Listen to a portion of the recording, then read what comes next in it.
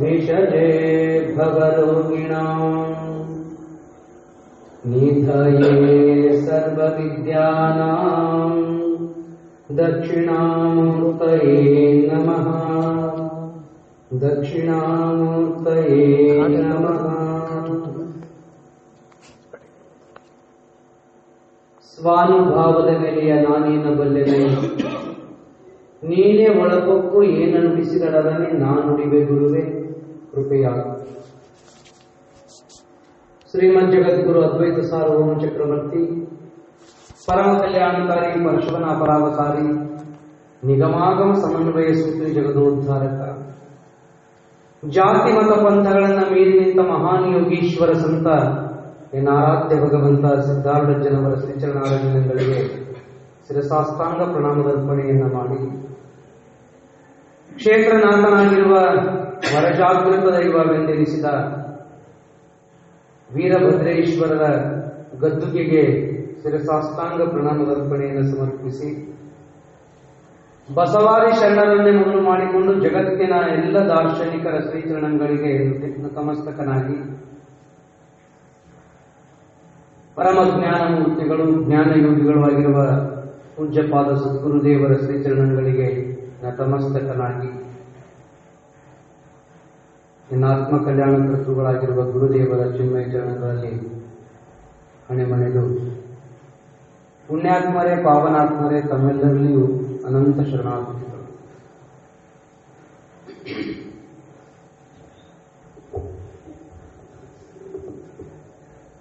ಶ್ರಾವಣ ಮಾಸದ ನಿಮಿತ್ತ ಮಾಡಿಕೊಂಡು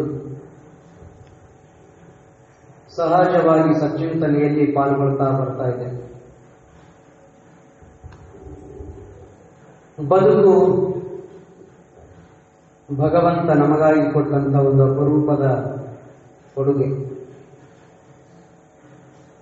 ಇನ್ನೊಬ್ಬರು ನಮಗೇನಾದರೂ ಒಂದು ವಸ್ತುವನ್ನು ಕೊಟ್ಟರು ಅಂದ್ರೆ ಅದನ್ನು ನಾವು ಬಹಳ ಜೋಪಾಸನ ಮಾಡಬೇಕು, ಅದನ್ನು ಗೌರವಿಸಬೇಕು, ಅದನ್ನು ಅತ್ಯಂತ ಕಾಳಜಿಪೂರ್ವಕವಾಗಿ ನೋಡಬೇಕು. ವಾಪಸ್ ಕೊಡುವಾಗ ಅವರ ಮನಸ್ಸಿಗೆ ಬೇಜಾರಾಗಿರಬಾರದು, ನಾ ಏನ್ ಕೊಟ್ಟೆ ಇವನೇನ್ ಮಾಡಿ ತಂದು ಕೊಟ್ಟ ಅಂತ. ಇದ್ದದಕ್ಕಿಂತಲೂ ಸುಂದರವಾಗಿ ಸುರಕ್ಷಿತವಾಗಿ ಕೊಟ್ಟ ಆ ಕೊಟ್ಟಂತವ್ರಿಗೆ ಏನಾಗ್ತದ, ಬಹಳ ತೃಪ್ತಿ ಅನಿಸ್ತದ, ಖುಷಿ ಆಗ್ತದೆ. ತಗೊಂಡು ಹೋದವನ ಬಗ್ಗೆ ಒಂದಿಷ್ಟು ಪ್ರೇಮ ಉಂಟಾಗ್ತದೆ. ತಗೊಂಡು ಹೋದ ವಸ್ತುವನ್ನು ಎತ್ತರೆ ಪತ್ತರೆ ಬಳಸಿ ಹಾಳು ಮಾಡಿ ತಂದು ಕೊಟ್ಟ ಅಂತಂದ್ರೆ ಹೆಂಗ ಅನಿಸ್ತದ? ಕೊಡಬಾರ್ದಾಗಿತ್ತು, ನೀ ಸುಮ್ಮನೆ ಕೊಟ್ಟ ಅಂತ ಅನಿಸ್ತದ. ಹಾಗೆ ಮನುಷ್ಯ ಜನ್ಮವು ಕೂಡ ಅತ್ಯಂತ ಅಮೂಲ್ಯವಾಗಿರ್ತಕ್ಕಂಥದ್ದು. ಪರಮಾತ್ಮ ನಮಗಾಗಿ ಸದ್ಬಳಕೆಗಾಗಿ ಇದೊಂದು ಜನ್ಮ ಕೊಟ್ಟಿದ್ದಾನೆ, ಇದೊಂದು ಶರೀರವನ್ನು ಕೊಟ್ಟಿದ್ದಾನೆ. ಈ ಜನ್ಮವನ್ನ ನಾವು ಸಾರ್ಥಕ ರೀತಿಯಲ್ಲಿ ಬಳಸಿಕೊಂಡು ಕೊನೆಗೆ ಭಗವಂತನಿಗೆ ಅರ್ಪಣೆ ಮಾಡಬೇಕಾದಂತ ಬದುಕು. ಅದನ್ನು ಬಿಟ್ಟು ನಾವು ಎದಕ್ಕೆದಕ್ಕೋ ಕೆಡಿಸಿ ಹಾಳು ಮಾಡಿಕೊಟ್ಟೇವಂದ್ರೆ ಆ ಪರಮಾತ್ಮನಿಗೆ ನಮ್ಮ ಬಗ್ಗೆ ಪ್ರೇಮ ಬರುವುದಿಲ್ಲ, ಬೇಜಾರಾಗ. ಯಾಕಿದು ಅವನು ಕೊಟ್ಟಂಥದ್ದು, ಪರಮಾತ್ಮ ಕೊಟ್ಟ. ಈಗ ನಿನ್ನ ಮನೆಯಲ್ಲ ಶುಕ್ರವಾರ ತಂಗಿಗೆಲ್ಲ ಮುತ್ತೈದಿ ಕರೆದ್ರಲ್ಲ, ಎಲ್ಲ ಮುತ್ತೈದಿ ಕರೀತಾರೆ. ಹಂಗ ಒಬ್ಬ ಅಮ್ಮಗೆ ಯಾರೋ ಮುತ್ತೈತನಕ್ಕೆ ಕರೆದಿದ್ರು. ಆಕಿ ಪಾಪ ಬಡತನ, ದಿನ ಮಂದಿ ಹೊಲದಾಗ ಹತ್ತಿ ಬಿಡಿಸ್ಲಕ್ ಹೋಗಾಕಿ. ಹತ್ತಿ ಬಿಡಿಸ್ಲಕ್ ಹೋಗುವಂತವಳು, ದಿನ ದಿನಗೂಲಿಗೆ ಹೋಗುವಂತವಳು. ಹೊರಗೆ ಸೀರೆ ಉಟ್ಕೊಂಡು ಎಲ್ಲಿ ಮುತ್ತೈತಂತ ಹೋಗುದು ಅಂತ ಮನಸ್ಸಿಗೆ ನೋವಾಗಿ ಬೇಜಾರಾಗಿತ್ತು. ಹೇಗಿದ್ರೆ ಇಲ್ಲಿ ಬಿಡು, ಇಲ್ಲೇ ಮಗ್ಗಲ ಮನೆಯವರು ಶ್ರೀಮಂತರದಾರ, ಅವ್ರ ಕಡೆನೆ ಒಂದು ಸೀರೆ ಕೇಳಿ ಉಟ್ಕೊಂಡು ಹೋಗಿ ಬಂದ್ರಾಯ್ತು ಅಂತ ಮುತ್ತೈತನಕ್ಕೆ ಹೋಗ್ಬೇಕು. ಮತ್ತೆ ಎಲ್ಲರೂ ಚಂದ ರೆಡಿಯಾಗಿ ಬಂದಿರ್ತಾರಲ್ಲ. ಮಗ್ಗಲ ಮನೆಯವರಿಗೆ ಒಂದು ಸೀರೆ ಕೇಳಿದ್ರು. ಆ ಅಮ್ಮ ಇರ್ಲಿ ಬಿಡು ಪಾಪ ಒಮ್ಮೆಲೆ ಉಟ್ಕೊಂಡು ಖುಷಿ ಪಡ್ಲಿಗೆ ನಮಗೆ ತಂದು ಕೊಡ್ತಾ ಒಳ್ಳೆ ತಿಳ್ಕೊಂಡು ಸಂತೋಷ ಸೈಲೆಂಟ್ ಮಾಡ್ಕೊಡೋರು. ಹೆಂಗೂ ಬಳಸಿ ಮತ್ತೆ ನಮಗ್ ತಂದು ಕೊಡ್ತಾಳ, ಉಟ್ಕೊಂಡು ಖಾಯಶ್ ಪಡ್ಲಿ ಪಾಪ ಮನಸ್ಸಿಗೆ ಬಹಳ ನೋವು ಮಾಡ್ಕೊಂಡಾಳ. ಇರ್ಲಿ ತಿಳ್ಕೊಂಡು ಆ ತಾಯಿ ಉದಾರ ಮನಸ್ಸು ಮಾಡಿ ತಂದು ರೇಷ್ಮೆ ಸೀರೆಯನ್ನ ಹಾಕಿ ಕೊಟ್ಟು ಉಟ್ಕೊಂಡು ಹೋಗಂತೇಳಿ. ರೇಷ್ಮೆ ಸೀರೆ ಉಟ್ಕೊಂಡಿರೋ ಹೋಗಾಕ ತಯಾರಾಗಿ ನಿಂತಿದ್ರು. ಅಷ್ಟೊತ್ತಿಗೆ ತೊಗರಿ ಈ ಹತ್ತಿ ಬಿಡಿಸೋರು ಕರಿಲಕ್ ಬಂದ್ರು. ನಿನ್ನೆ ಒಬ್ರು ಕರೆದಿದ್ರು, ಅವ್ರ ಕಡೆ ಹೋಗಾಕ ತಯಾರಾಗಿದ್ರು. ಇವತ್ತು ಅವನಿಗೆ ಅರ್ಜೆಂಟ್ ಇತ್ತು, ಅದಕ್ಕ 300 ರೂಪಾಯಿ ಪಗಾರ ಬರಲಿ, 400 ರೂಪಾಯಿ ಪಗಾರ ಕೊಡ್ತೀವಿ ಅಂದ ಕೂಡಲೇ ಆಯ್ತು ಬರ್ತೀವಿ ಅಂತ ಹೇಳಿ ನಿನ್ನೆಯವ್ರಿಗೆ ಕೈ ಕೊಟ್ಟು ಇವತ್ತು ಬರ್ತೀವಿ ಅಂತ ರೆಡಿ ಆದ. ಅರ್ಧ ತಾಸಾಗಿ ಬರ್ಬೇಕು ನೋಡಂದ್ರೆ ಆಯ್ತು ಆಗ್ಲಿ ಅಂದಾಕಿನೇ ಹೋದ್ರು. ಎಲ್ಲಿಗೆ ಮುತ್ತೈತಂತ ಹೋದ್ರು. ಹೋಗಿ ಬಂದ ಕೂಡಲೇ ತನ್ನ ಸೀರೆ ಮತ್ತೊಬ್ಬರು ಸೀರೆ ಕಳೆದಿಟ್ಟು ತನ್ನ ದಿನ ಉಟ್ಕೊಂಡು ಹೋಗ್ಬೇಕು ಉದ್ಯೋಗಕ್ಕೆ. ಅದೇ ಭರಾಟಿ ಒಳಗೆ 400 ರೂಪಾಯಿ ಸಿಗ್ತಾವ ಹೆಂಗೋ ಅಂತ ತಿಳ್ಕೊಂಡು ರೇಷ್ಮೆ ಸೀರೆ ಉಟ್ಕೊಂಡು ಹತ್ತಿ ಬಿಡಿಸ್ಲಾಕ್ ಹೋದ್ರು. 10 ಮುಗಿತನ ಹತ್ತಿ ಬಿಡಿಸಿ ವಾಪಸ್ ಬರ್ಬೇಕಾದ್ರೆ ಸೀರೆ ಹೆಂಗಾಗಿರ್ತದೆ, ರೇಷ್ಮೆ ಸೀರೆ ನಿಮ್ಗೆ ಗೊತ್ತಿರುತ್ತೆ. ಒಂದ್ ಎಳಿ ಸಿಕ್ಕರೆ ಪೂರಾ ಜಗ್ಗಿ ಬಿಡ್ತು ರೇಷ್ಮೆ ಸೀರೆ. ಹತ್ತಿ ಹೊಲದಾಗ ಎಲ್ಲಾ ಕಡೆ ತರಸ ಬರತಕ್ಕ ಜಗ್ಗುದೆ ನೋಡ್ರಿ. 10 ಮುಣಿಗೆ ಬರುವಾಗ ಹರಿದು 108 ಎಳಿ ಆಗಿತ್ತು ಸೀರೆ. ಎಲ್ಲಿ ಬೇಕಲ್ಲಿ ಎಲ್ಲ ನಮೂನೆ ಡಿಸೈನ್ ಆಗಿರ್ತಿತ್ತು. 10 ಮುಣಿಗೆ ಬಂದು ಸೀರೆ ಒಯ್ದು ಕೊಡ್ಲಾಕ ಹೊಂಟ್ಲು. ತಂಗಿ ನಿನಗೆ ಸೀರೆ ಮುತ್ತೈತನ ಕೊಟ್ಟಿದ್ನೇನು ಹತ್ತಿ ಬಿಡಿಸ್ಲಾಕ ಕೊಟ್ಟಿದ್ನಿ ಅಂತ ಕೇಳಿದ್ರು ಅವ್ರು. ಇಲ್ರಿ ಗಡಬಡದಾಗ ಹಂಗೆ ಹೋದ್ರಿ ಅಂತ. ದೇವ್ರು ಯಾರಿಗೆ ಎಲ್ಲಿಡ್ಬೇಕು ಅದಕ್ಕೆ ಅಲ್ಲೇ ಇಟ್ಟಿರ್ತಾನೆ. ನಿನಗ ಕೊಡಬಾರ್ದಾಗಿತ್ತು, ನಾನು ಬೇರೆ ಕೊಡಬೇಕಾಗಿತ್ತು. ಉಟ್ಕೊಂಡು ಹೋಗ್ಲಿ ಬಿಡು ಪಾಪ ಮುತ್ತೈತನಕ ಖುಷಿಯಿಂದ ಹೋಗಿ ಬರ್ಲಿ ಅಂತ ಸೀರೆ ರೇಷ್ಮೆ ಸೀರೆ ಕೊಟ್ಟೆ ನಾನು. ಇದು ಕಿಮ್ಮತ್ತಿನ ಸೀರೆ, ಇದು ಕಿಮ್ಮತ್ತರ ಗೊತ್ತೈತೆ. 10,000 ರೂಪಾಯಿ ಕಿಮ್ಮತ್ತಿನ ಸೀರೆ ಉಟ್ಕೊಂಡು ಹತ್ತಿ ಬಿಡಿಸ್ಲಕ್ ಹೋಗ್ತೀನಿ, ನಿನಗೇನು ಹೇಳಬೇಕು ಅಂತ ಬೈದ. ಬೇಜಾರು ಮಾಡ್ಕೊಂಡು ಇರ್ಲಿ ಬಿಡು ಹೋಗತ್ತೆ ಬೈದು ಕಳಿಸಿಲ್ಲ. ನಮ್ದು ಬಾಳೆ ಹಂಗೆ ಆಗ್ತದೆ. ಪರಮಾತ್ಮ ಕೊಟ್ಟದ್ದು ಕಿಮ್ಮತ್ತಿನ ಶರೀರ. ಈ ಜನ್ಮ ಬಹಳ ಕಿಮ್ಮತ್ತೆಂದು. ಇದಕ್ಕೆ ನಾವು ಎಲ್ಲೆಲ್ಲಿಗೆ ಕರ್ಕೊಂಡು ಹೋಗ್ತೀವಿ ಅಂದ್ರೆ ಧಾಬಾಕ್ಕೆ ಕರ್ಕೊಂಡು ಹೋಗ್ತೀವಿ, ಶರ್ಯದ ಅಂಗಡಿ ಕರ್ಕೊಂಡು ಹೋಗ್ತೀವಿ, ಗುಟ್ಕಾ ತಿನ್ನಕ್ ಕರ್ಕೊಂಡು ಹೋಗ್ತೀವಿ, ಸಿನಿಮಾ ನೋಡಕ್ ಕರ್ಕೊಂಡು ಹೋಗ್ತೀವಿ. ಇದೊಂದು ರೇಷ್ಮೆ ಸೀರೆ ಇದ್ದಂಗ. ಹತ್ತಿ ಬಿಡ್ಸಕ್ ಹೊಂಟಂಗ ಹೊಂಟಪ್ಪ. ಇವತ್ತು ನನಗೆ ಮನಸ್ಸು ಬಂದ ಕಡೆ ಎಕಡ್ಬೇಕು ಕಡ್ಬ ಯಾವ್ದು ಹೆಂಗ ಬಳಸ್ಬೇಕಂತ ಗೊತ್ತಿರ್ಬೇಕಲ್ಲ. ಭಗವಂತ ಇದು ಪ್ರಸಾದ ಕಾಯ, ಕೂಡಲ ಸಂಗಮ ದೇವನ ಒಲಿಸ ಬಂದ ಪ್ರಸಾದ ಕಾಯವಿದು ಕೆಡಿಸಲಾಗದು. ನೆಲ ಮೇಲ ಸಿಗುವುದಿಲ್ಲಿದು. ಅತ್ಯಂತ ಭಗವಂತ ಕೊಟ್ಟಂತ ವಿಶೇಷವಾದ ಕೊಡುಗೆ. ಇದನ್ನ ಹೆಂಗ ಬಳಸ್ಬೇಕಂದ್ರೆ ಸದ್ಬಳಕೆ. ಜೀವನ ಹೆಂಗ ಸಾಗಿಸಿರ್ಬೇಕು, ಲಿಂಗ ಮೆಚ್ಚಿ ಅಹುದಹುದೇನಬೇಕು ಅನ್ನುವಂಗ ಸಾಗಿಸಿ ಕೊನೆಗೊಂದು ದಿವಸ ಪರಮಾತ್ಮನಲ್ಲಿ ಲೀನ ಆಗಲಿಕ್ಕೆ ಐಕ್ಯ ಆಗುವ ಪ್ರಸಂಗದೊಳಗ ಭಗವಂತ ತನಗೆ ಬೇಕೆಂದು ಎತ್ತಿಕೊಂಡ ಕೂಡಲ ಸಂಗಮ ದೇವ ಅನ್ನುವಂಗಿರ್ಬೇಕೆ ಹೊರತಾಗಿ ಒಯ್ದು ಹಾಕಿ ನರಕಕ್ಕೆ ಇವನಂತ ನಂಗೆ ಇರಬಾರ್ದು ಬದುಕು. ಹಂಗ ಸಾರ್ಥಕ ಬದುಕಾಗಬೇಕು. ಭಗವಂತ ನಮ್ಮನ್ನು ಮೆಚ್ಚಬೇಕು ಅಂದ್ರೆ ಭಗವಂತನ ಪ್ರೀತಿ ವಿಶ್ವಾಸವನ್ನು ಗಳಿಸುವಂತ ಬದುಕು ನಮ್ದಾಗಬೇಕು. ಈ ನಾಡಿನೊಳಗೆ ಎಂತೆಂತ ಮಹಾತ್ಮರಾಗಿ ಹೋಗಿಲ್ಲ. ಎಷ್ಟೆಷ್ಟು ಸಣ್ಣ ವಯಸ್ಸಿನೊಳಗನ ವೀರ ವೈರಾಗ್ಯವನ್ನು ಸಾಧಿಸಿ, ತ್ಯಾಗವನ್ನು ಸಾಧಿಸಿ, ಪರಮಾರ್ಥದ ಶೋಧನೆಗಾಗಿ, ಪರಮಾತ್ಮನ ಸಾಧನೆಗಾಗಿ ಜೀವನವನ್ನು ಮೀಸಲಾಗಿದೆ. ನಾವು ಎಲ್ಲರೂ ಹೆಂಗೋ ಬಳಸಿ ತಿನ್ನಬಾರದು, ತಿಂದು ಕುಡಿಬಾರದು, ಕುಡಿದು ಬಳಸಬಾರದಕ್ಕೆ ಶರೀರವನ್ನು ಬಳಸಿ ಕೇವಲ ಪ್ರಾಪಂಚಿಕ ವಿಷಯ ಭೋಗಗಳಿಗಾಗಿ ಮೀಸಲಾಗಿರ್ತೀವಿ. ಅವರು ಹೇಳ್ತಾರೆ, ಕಣ್ಣು ಮೀಸಲು ಶಿವನ, ಕಿವಿಯು ಮೀಸಲು ಶಿವನ, ನಾಲಿಗೆಯು ಮೀಸಲು ಶಿವನ, ಕೈ ಮೀಸಲು ಶಿವನ.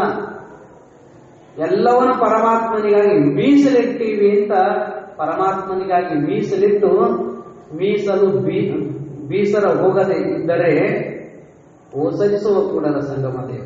ಪರಮಾತ್ಮ ಅವನಿಗೆ ಇದು ಮೀಸಲಾಗಿರ್ಬೇಕು. ಮೀಸಲು ಹಿಡಿತಾರೆ. ನಮ್ಮಲ್ಲಿ ಏನ್ ಹಿಡಿತಾರೆ ಅಂದ್ರೆ ಅವುಗಳು ಮೀಸಲಿಡ್ತಾರೆ. ತುಂಬಿದ ಕೊಡದ ನೀರು ತಗೋರದು, ಆ ನೀರು ಮೀಸಲು ನೀರು ತಗೋರಿ. ಎದಕ್ಕೆ ಗುರುಗಳು ಬಂದಾರ, ಪೂಜಾಕ್ಕೆ ಮೀಸಲು ನೀರು ತಗೋರಿ, ಜಗಲಿ ಮೇಲೆ ದೇವರಿಗೆ ಮೀಸಲು ನೀರು ತಗೋರಿ. ಯಾರು ಕುಡಿಲಾರ್ದೆ ಬಳಸಲಾರ್ದೆ ಇದ್ದುದು ಕೊಡದ ನೀರು ಮೀಸಲ ಅಂತ ಅದನ್ನು ಬಳಸ್ತಾರ. ನೀರು ಮೀಸಲಿಡ್ತೀವಿ ನಾವು, ಅವು ಮೀಸಲದ ಒಂದೇ ನೀರ. ನೀವು ಯಾವ ಬಾವ್ಯಾಗ ತಂದಿರಿ ಆ ಬಾವ್ಯಾಗ ಮೀನ್ ಅದಾವ, ಆಮಿ ಅದಾವ, ಪಕ್ಷಿಗಳು ಬಂದು ನೀರು ಕುಡಿದು ಹಾರಿ ಹೋಗ್ಯಾವ, ಅವೆಲ್ಲಿ ಮೀಸಲದಾವ? ಒಳಗೆ ಕಪ್ಪಿ ಅದಾವ, ಎಲ್ಲ ಎಂಜಲ್ ಆಗಿರ್ಬಿಟ್ಟಾವ. ಆದ್ರೂ ನಮ್ಮ ಭಾವನೆ ಇರ್ತದೆ ಮೀಸಲು ಪರಮಾತ್ಮನಿಗಾಗಿ. ನೀರು ಮೀಸಲ ಹಿಡಿತೀವಿ. ಅಷ್ಟೇ ಅಲ್ಲ, ಪರಮಾತ್ಮನ ಅಭಿಷೇಕಕ್ಕಾಗಿ ಹಾಲು ಮೀಸಲು ಹಿಡಿತೀವಿ. ಯಾರು ಕುಡಿಯೋಕ್ಕಿಂತ ಮುಂಚೆ ಬಳಸಲಾರದ ಹಾಲು ದೇವರಿಗಾಗಿ ಮೀಸಲ ಹಾಲು ಅಂತ, ತಾಜಾ ಹಾಲು ಅಂತ ತಗೊಂತೀವಿ. ಕರ ಕುಡಿದು ಬಿಟ್ಟು ಎಂಜಲನೇ ಇರ್ತದೆ, ತಾಜಾ ಇಲ್ಲಿರ್ತದೆ, ಮೀಸಲು ಇಲ್ಲಿರ್ತದೆ. ಕರ ಕುಡಿದೊಳಕನ ತೊರಿ ಬಿಡುವುದು, ಕರುವಿಗಾಗಿ ತೊರಿ ಬಿಡುತ್ತದೆ. ನೀವು ಅದನ್ನು ಸರಿಸಿ ಕರುವಿಗೆ ಮೋಸ ಮಾಡಿ ನೀವು ನಮ್ಮ ಸಲುವಾಗಿ ಬಳಸ್ತೀರಿ, ತಗೊಂಡ್ಬರ್ತೀರಿ, ಅಮಾಗ್ತೇವೆ. ಆದ್ರೆ ಅದು ಕರುವಿನ ಎಂಜಲದ, ನೀರು ಮೀನುಗಳ ಎಂಜಲದ. ಪರಮಾತ್ಮನಿಗಾಗಿ ಏನೇನೋ ನಾವು ಮೀಸಲಿಡ್ತೀವಿ, ಅದೆಲ್ಲವೂ ಮೊದಲೇ ಎಂಜಲಾಗಿದ್ದೇ ಇರ್ತದೆ. ಅದ್ರಾಗ ಭಾರಿ ಭಾರಿ ಇರ್ತಾವ. ತುಪ್ಪ ಮತ್ತು ಹಾಲು ಮೀಸಲಿಡಿತಾರೆ. ಯಾವಾಗ? ಆಕಳ ಇದಿರಬೇಕು, ಇನ್ನ ಎಳಗಲ್ಲಿ ಇರಬೇಕು, ಅದು ಕೆಂಪ ರಕ್ತ ಒಳಗಿಂತ ಅದು ಇನ್ನ ಹೋಗಿರಂಗಿಲ್ಲ. ಫಸ್ಟ್ ಎಳಗಲ್ಲಿ ಹಾಲು ಏನ್ ಮಾಡ್ತಾರ? ದೇವರಿಗೆ ಅಂತ ಕಳಿಸ್ತಾರೆ. ಎಲ್ಲ ದೇವ್ರ ಮ್ಯಾಗ ಹಾಕಿ ಬಂದು ಜಿಗಿಟ್ಟಾಗಿ ಆ ದೇವ್ರ ಮ್ಯಾಗ ಒಂದು ನೊಣ ಬಂದು ಕುಂಡಿರ್ಬೇಕು, ನಾಯಿ ಬಂದು ನೆಕ್ಬೇಕು, ಹಂಗೆ ಮಾಡಿ ಇಟ್ಟಿರ್ತೀವಿ ದೇವ್ರಗಳಿಗೆ.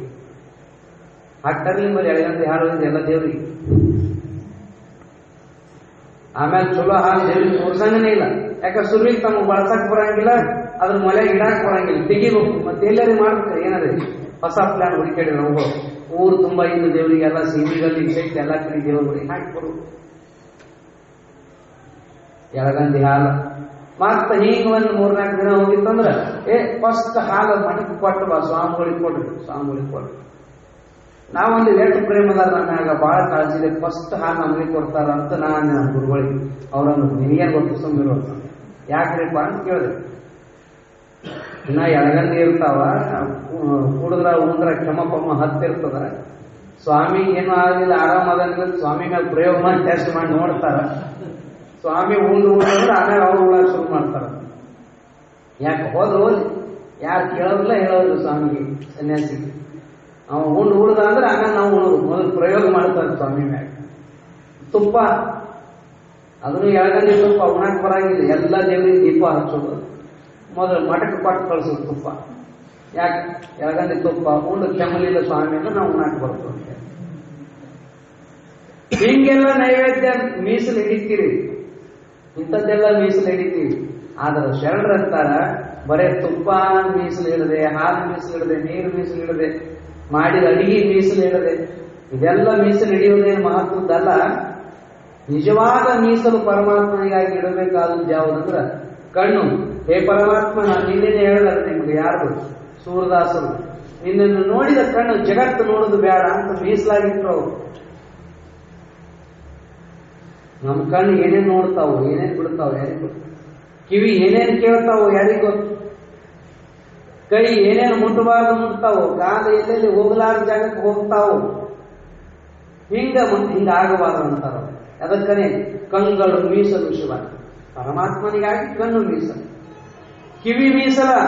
ಅಂದ್ರೆ ಕಿವಿಗೆ ಪರಮಾತ್ಮ ಹಾಡುಗಳು, ಸ್ತೋತ್ರಗಳು, ಭಜನೆಗಳು ಬಿಟ್ರ ಇನ್ನೊಬ್ಬರ ನಿಂದೆ ಮಾತು ಅಂತ ಇಂಥ ಹಾಡುಗಳು ಕೇಳೋದಿಲ್ಲ ಅಂತ ಪರಮಾತ್ಮನಿಗಾಗಿ ಮೀಸಲಿರ್ತಾವ. ನಮ್ಮ ಕಿವಿ ಪರಮಾತ್ಮನಿಗಾಗಿ ಮೀಸಲದಾವೇನು?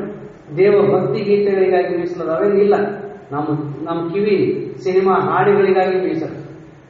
ಅವು ಏನು ಹಾಡು ಏನು ಹಾಡ್ತಿರ್ತಾರೆ. ನಾವೊಬ್ರಿಗೆ ಹಚ್ಚಿದ್ದೆ ಮುಂಜಾನೆ ಫೋನ್ ಹಚ್ಚಿದ ಕೂಡ ಅವ ರಿಂಗ್ಟೋನ್ ಇಟ್ಟಾನ. ಏನಂತ ಕಾಲತ್ತೀವಿ, ಬಡ್ಡಿ ಮಗ ಬಿಟ್ಟು ಬೇಡ ಅವನ. ನನಗೆ ಗೊತ್ತು ಅದು ಮುಂಜಾನೆ ಎದ್ದು ಕೂಟ ಕೇಳಿದೆ.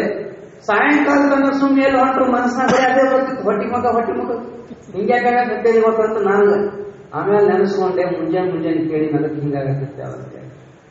ಅದಕ್ಕನೇ ಹೇಳು ಶ್ರೀಮನ್ ನಿಜಗುಣ ಶಿವಗಳು ಹೇಳ್ತಾರ, ಪರಮಾತ್ಮನನ್ನ ಸ್ಮರಣೆ ಮಾಡೋದು ಯಾವಾಗ? ಮಧ್ಯಾಹ್ನ ಕಡೆ ಅಲ್ಲ, ಸ್ನಾನ ಮಾಡಿ ಮಧ್ಯಾಹ್ನ ಕಡೆ ಅಲ್ಲ, ಹಾಸಿಗೆಯೊಳಗೆ ಎಚ್ಚರ ಆದ ಕೂಡಲೇ ಸ್ಮರಣ ಮಾಡಬೇಕು. ಯಾರು? ಪರಮಾತ್ಮನು ನೆನೆಯುವುದನು ದಿನ ಹೃದಯ ಕಾಲದ ಎಚ್ಚರಿಕೆಗಳು ವಿನುತ ಗುರುಮೂರ್ತಿಯನು ಉಮೇಶ ನಂದ್ರಿಯನು ಬಳಿಕ ನಿನ್ನನು ಸುವಿಚಾರವಾದ ನೇಮಕವಾಗಿ ಮನುಜ ನೀನಾವುದು ಮುಕ್ತಿ ನಿನಗವುದು ಮುಕ್ತಿ ಅಂತ ಹೇಳಿ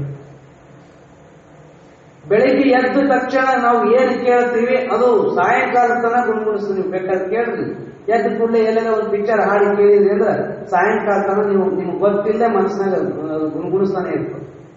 ಬೇಡ, ಎದ್ದ ಕೂಡಲೇ ಒಂದು ದೇವರ ಹಾಡು ಕೇಳ್ರಿ, ಸಾಯಂಕಾಲ ತನಕ ನಿಮ್ಗೆ ಗೊತ್ತಿಲ್ಲಂಗೆ ಅದು ಗುಣಗುಣಿಸ್ತಾನೆ ಇರ್ತದೆ ಮನಸ್ಸು. ಅದೇ ಹಾಡು ನೆನಪಾಗ್ತಿರ್ತದೆ ಮ್ಯಾಗಿನ ಮ್ಯಾಗ. ಬೇಡ, ಎದ್ದ ಕೂಡಲೇ ಯಾರ ಬೇಗ ಕೇಳ್ರಿ, ಆ ಬೇಗ ನಿಮ್ಗೆ ಬೇಡ ಅಂತ ಹಂಗ ಕೇಳ್ತಾನೆ ಇರ್ತಾವ, ಹಂಗ ಸ್ಮರಣಕ್ಕೆ ಬರ್ತಾನೆ ಇರ್ತಾವ.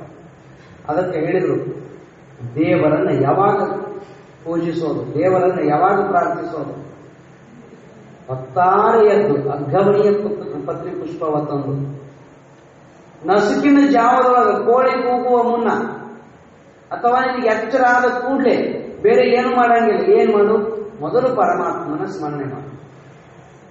ಎದ್ದು ಕೂಡಲೇ ಏನೇನಾರ ಮಾಡೋದಲ್ಲ, ಅಥವಾ ಎದ್ದು ಕೂಡಲೇ ಸಿನಿಮಾದಾಗ ಒಂದು ಪಿಕ್ಚರ್ ನೋಡಿ ಆಮೇಲೆ ಜಳಕ್ಕೆ ಹೋಗುದಲ್ಲ. ಎದ್ದು ಕೂಡಲೇ ವಾರ್ತಾ ಸಹಿತ ನೋಡ್ಬಾರ್ದು. ಯಾಕೆ, ಏನಿರ್ತು ವಾರ್ತಾ ಒಳಗೆ? ಎದ್ದು ಕೂಡಲೇ ವಾರ್ತಾ ನೋಡ್ತಿರ್ತಾರೆ ಒಬ್ರು. ಏನು ವಾರ್ತಾ ಒಳಗೆ ಏನಿರ್ತದ? ಅಲ್ಲಿ ಕೊಲೆ ಆಯ್ತು, ಇಲ್ಲಿ ದರೋಡೆ ಆಯ್ತು, ಇಲ್ಲಿ ಸುಲಿಗೆ ಆಯ್ತು, ಅಲ್ಲಿ ಅತ್ಯಾಚಾರ ಆಯ್ತು, ಅಲ್ಲಿ ಆಕ್ಸಿಡೆಂಟ್ ಆಯ್ತು, ಬರೀ ಇವ ಇರ್ತಾವ. ಮತ್ತೇನು ಏನ್ ಘನಕಾರ್ಯ? ಒಳಿತಾದದ್ದನ್ನು ತೋರಿಸೋದು ಬಹಳ ಅಪರೂಪಕ್ಕೆ. ಒಳ್ಳೇದು ಎಷ್ಟಿಲ್ಲ ಜಗತ್ತಿನೊಳಗ. ರಾಷ್ಟ್ರ ತುಂಬ ಒಳಿತಾದ ಕಾರ್ಯಗಳು, ಒಳ್ಳೊಳ್ಳೆ ಕಾರ್ಯಗಳು ಎಷ್ಟು ಮಂದಿ ಮಾಡೋರದ, ಸಮಾಜಕ್ಕಾಗಿ, ಧರ್ಮಕ್ಕಾಗಿ, ರಾಷ್ಟ್ರಕ್ಕಾಗಿ ಸಮರ್ಪಿತ ಬದುಕೋರದ ಅಂತವ್ರನ್ನ ಎಂದು ತೋರಿಸ್ತಾರೆ ಟಿವ್ಯಾಗ? ತೋರ್ಸಂಗನೇ ಇಲ್ಲ. ಎದ್ದು ಕೂಡಲೇ ಏನ್ ತೋರಿಸ್ತಾರಂದ್ರ ಯಾವ ಯಾಕೆ ಅವ್ರು ಅದನ್ನು ತೋರಿಸ್ತಾರಂದ್ರೆ ಅವ್ರ TRP ಹೆಚ್ಚಾಗ್ತದೆ. ಜನರ ಮನಸ್ಸು ಬರೀ ಕೆಟ್ಟದ್ದನ್ನು ನೋಡಾಕನ ಇಚ್ಛಾದ, ಜನರ ಕಿವಿ ಬರೀ ಕೆಟ್ಟದ್ದನ್ನು ಕೇಳೋದ್ರ ಕಡೆನೆ ಹೆಚ್ಚು ಲಕ್ಷದ. ಅದಕ್ಕಾಗಿ ಯಾವುದರ ಕಡೆಗೆ ಜನಾಕರ್ಷಣೆ ಇರ್ತೋ ಅದನ್ನು ತೋರಿಸ್ತಾರ ಅವ್ರು ಟಿವಿಯವರು. ಅವ್ರದ್ದು ಏನ್ ತಪ್ಪ? ಯಾಕಂತಂದ್ರೆ ಜನ ಹೆಚ್ಚು ಅದನ್ನೇ ನೋಡ್ತೀವಂತ ಅದನ್ನೇ ತೋರಿಸ್ತಾರೆ. ಆದ್ರ ಶರಣರು ಹೇಳ್ತಾರ, ಬರೀ ಲೋಕ ವಾರ್ತೆಯನ್ನು ಕೇಳಿ ಏನಾಗ್ತದೆ? ಎಲ್ಲೋ ಆಕ್ಸಿಡೆಂಟ್ ಆಗಿದ್ದು ನೋಡಿ ನೀ ಆಕ್ಸಿಡೆಂಟ್ ಆಗಿದ್ದು ಬಚಾವ್ ಮಾಡೋವದ್ಯಾ? ಇಲ್ಲ.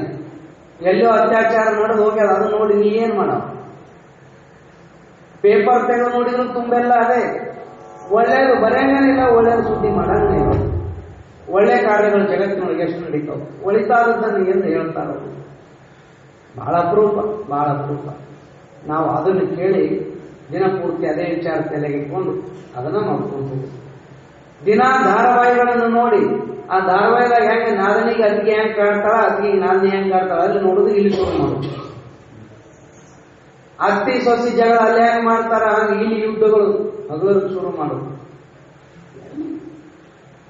ಬರೀ ಅದನ್ನ ತೋರಿಸ್ತಾವ ಟಿವಿ ಒಳಗೆ. ಮತ್ತು ಬೇರೆ ಏನಿರ್ತದ? ಒಂದು ಧಾರಾವಾಹಿ ಅದು ಏನು ಬಹಳ ಸಣ್ಣ ವಿಷಯ ಇರ್ತದ, ಅದನ್ನೊಂದು 6 ತಿಂಗಳು ಜಗತ್ತಾರ. ಪ್ರಾಣೇಶ್ ಬಹಳ ಚಂದ ಹೇಳ್ತಾನೆ, ಈ ಕಡೆ ಇದ್ದ ಮುಖ ಹೀಗೆ ದಿಟ್ಟು ಶಕ್ತಿ ಕಡೆ ನೋಡಕ್ ಈ ಕಡೆ ಈ ಕಡೆ ಬರುತ್ತಾನೆ, ಕಣ ಮ್ಯೂಸಿಕ್ ಹಾಕ್ತಾರಂತ. 3 ದಿನ ಅನ್ನ ತೋರಿಸ್ತಾರೆ, ಈ ಗೋಣ ಹೊಳ ನಿಗುತ್ತೆ 3 ದಿನ ತನಕ. ಏನ್ ನೋಡುದು ಅದರೊಳಗೆ?